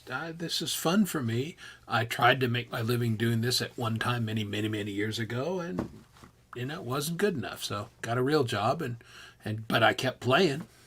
A real job. I just wanted to stain the world. How am I doing? Yeah, I'm on track. You're rocking the answer roll. I'm just terrible at everything else. There you go, man. But I figure, like I said, one day, like my grandkids will look back on this and be like, "Wow." I mean, think about that. This is forever, Chris. People are going to be like, "What was wrong with those guys, man?" You never know. He knew it. He knew there was something wrong with them. Yeah, well, there always is, isn't I there? literally have a piece of paper that I can show you that says that I have something wrong with me. But at the same time, it's like fucking. You gotta live your life. You gotta be able to, if you can, spread joy to people. A piece of paper. I got trophies, man. I got ribbons and medals, first place. Yeah, I heard that just it always, Pendar's mentioned that many times, and it just amuses me. And because she's got that, kind of calm demeanor that you would like out of an air traffic controller. It's like, okay, hey, 379er, you need to veer right on this course, or you're going to hit that TWA plane, and just it's all good. That's. I'm so glad I don't fly anymore, man. Yeah. I don't. I do fly still occasionally. God, it's used to be fun to fly. It ain't fun anymore. Yeah, my arms got tired. Those damn UFOs. Yeah, all of that. Yeah, I mean the UFOs wasn't so bad. Just the probing every time. Enough with the probing. Yeah. Asking questions and everything. That's what made me stop, Chris. When I first started flying for my job, you were a customer. You were a customer. Okay, this was pre sneaker shit, Mm-hmm, yeah. And you were a customer, and they would be like, "Good day, Mr. Vault. Here, have a seat. You want to light up? You want to spark up a cigarette? Here, let me light that up for you. You can only smoke when you're doing this. And here's your little glass of whiskey. And you lay back in your little recliner, and where there's 3 seats, there used to be 2. Yeah. And a table between you, and they actually brought you. Luckily, people got much fatter too, so that helps. Yeah. I heard. Okay, so I have a question for both of y'all. What is the perfect? If you had any venue that you could go to in the world, what would be the perfect venue for you to play your music live to a crowd of people that truly got you? Like what? It's a no-brainer. I live here in Colorado. Red Rocks. Oh yeah, totally. No brainer. Right up the road. I would play Red Rocks. I mean, Yeah. I actually have played Red Rocks, but it was not a big deal and nobody gave a shit. But it's an amazing, amazing facility. See, for me, I would probably play my music within the lobby of Art Deco Zeppelin, floating above Manhattan. I would probably go to the Home for the Deaf and Blind, and everybody tell them I looked and sounded good. Really? No, my live days are all over. I'm getting so old I can't remember the words to stuff anymore. As far as going live, now maybe go back to my old metal band and do a live show, maybe, but that usually ended me up in jail. And I mean, it really actually did end me up in jail. So, you know, there's That doesn't have to be the same thing every fucking time. Dude. well, there's a time and a place to go. I had to break the law, man. You don't understand. Yeah. I don't want to do it. I have to. No, I had to pee really bad, man. I had to pee really bad, and I was like, "Hey, man, I gotta," and they were like, "Do it," and I did it, and everything was cool. And then next thing you know, the police came in. It was not that cool, and I well, I did stupid shit, and it was a different time. Didn't we all? Yeah, it was a different time. Yeah, no, it was. And I mean, now that I look back on that and look at it from this time and era, that was really stupid, you know. And I mean, and not appropriate. Okay. One would presume, as we've advanced in age, that we are a little wiser and could look back and go, "That was ill-advised. I should not have done that. Yeah. I shan't do that again." Yes, I did that immediately. That was not good. Yeah, that was pretty stupid. But no, I think if I could go anywhere, though, I would probably go to a mountaintop with probably the people in our community. Hell yeah.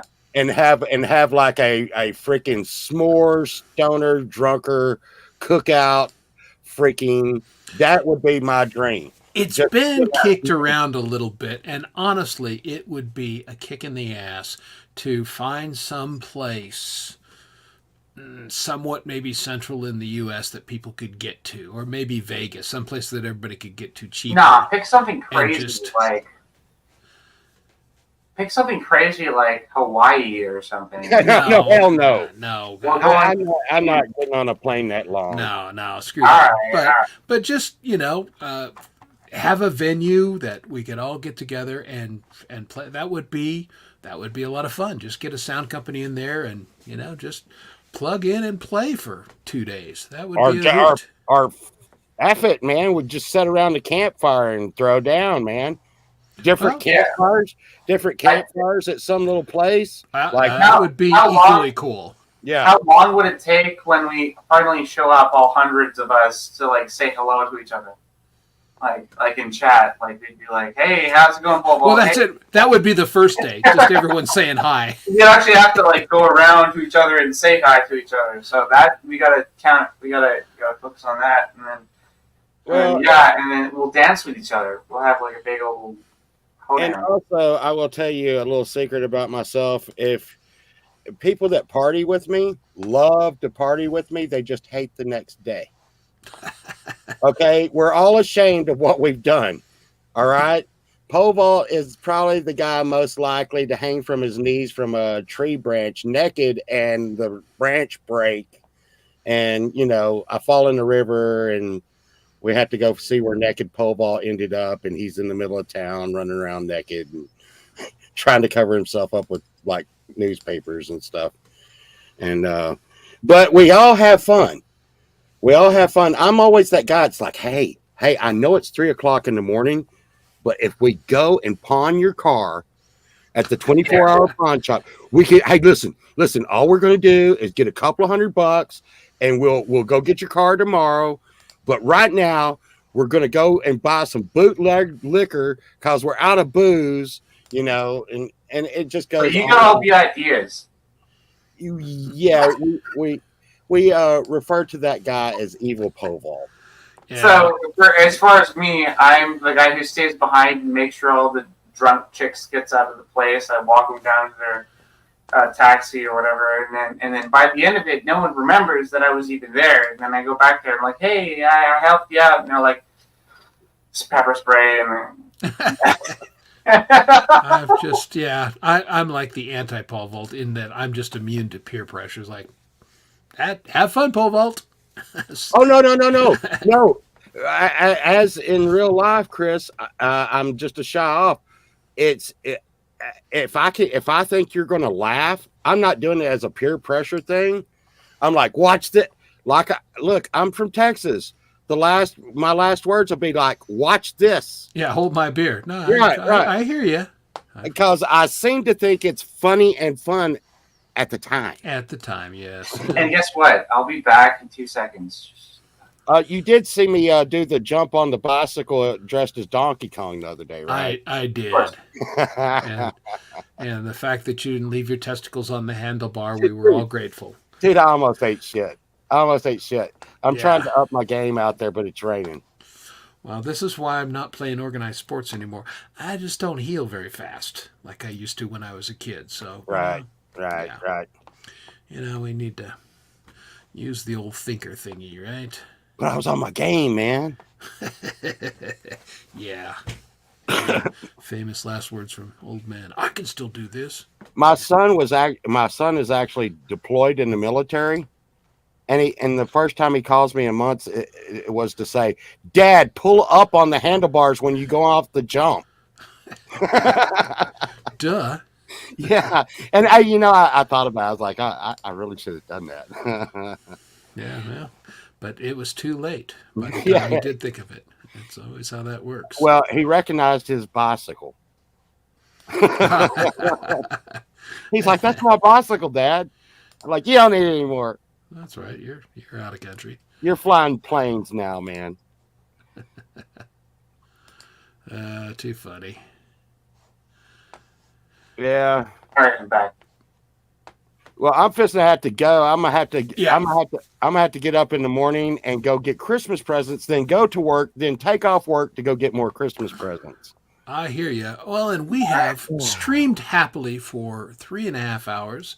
We've had guests on. We've had a good time, and I'm fitting to think that this would be a good time for all of us to, go to sleep and dream of sugar plum fairies dancing in our heads and be ready for stuff tomorrow. For our big Friday, whatever we're going to do for me, Friday, I'll drink a little whiskey. I'll listen to the shows. I'll probably work in my studio a little bit and do some music. And I'll be over on the block party. Nice. I'm going to say it's going to be a surprise. There you go. I just have to say, heard it here first, folks. Sorry. So, Chris, I have to say thank you so much for having me on the channel. Of course. It's been a blast. I've been able to really, I had a whole night ahead of me planned where I was going to do a stream and everything like that. That kind of fell through. So it's good to kind of get together with some of my friends and be able to just reach out and talk. You streamed and you didn't have to do the work. Exactly. That works out for everybody. All right. Well, I'm going to head out right now. All right. Well, thank you for coming, Jared. Midnight Bandit, thank you very much. Appreciate you. All right. Thanks, Mr. Smith and everything. I think I'll take us out with, something. I'm sure I've got a baseball bat. Yeah. Take us out with the baseball bat. Yeah. I've probably got a song. We'll see what's up there. And we'll go out with, I don't know about. Yeah, we'll go ahead and do this one. It's one of mine, but it's queued up, so we'll do that. Yeah, folks. We'll see you tomorrow night on the show. Thanks everybody for coming. Appreciate you. Have a great night.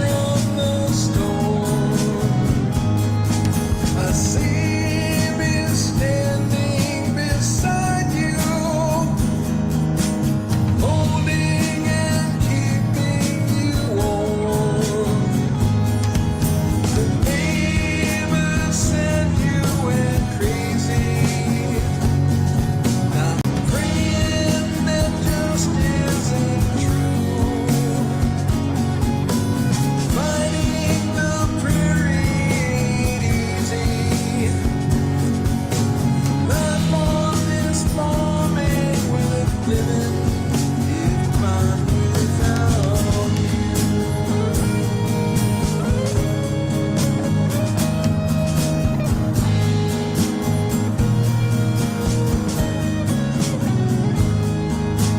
Winter's out on the prairie, the nights are so long.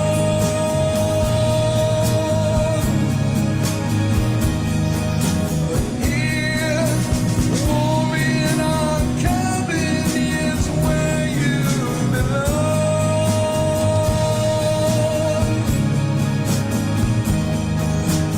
I never wanted for you to leave on that train.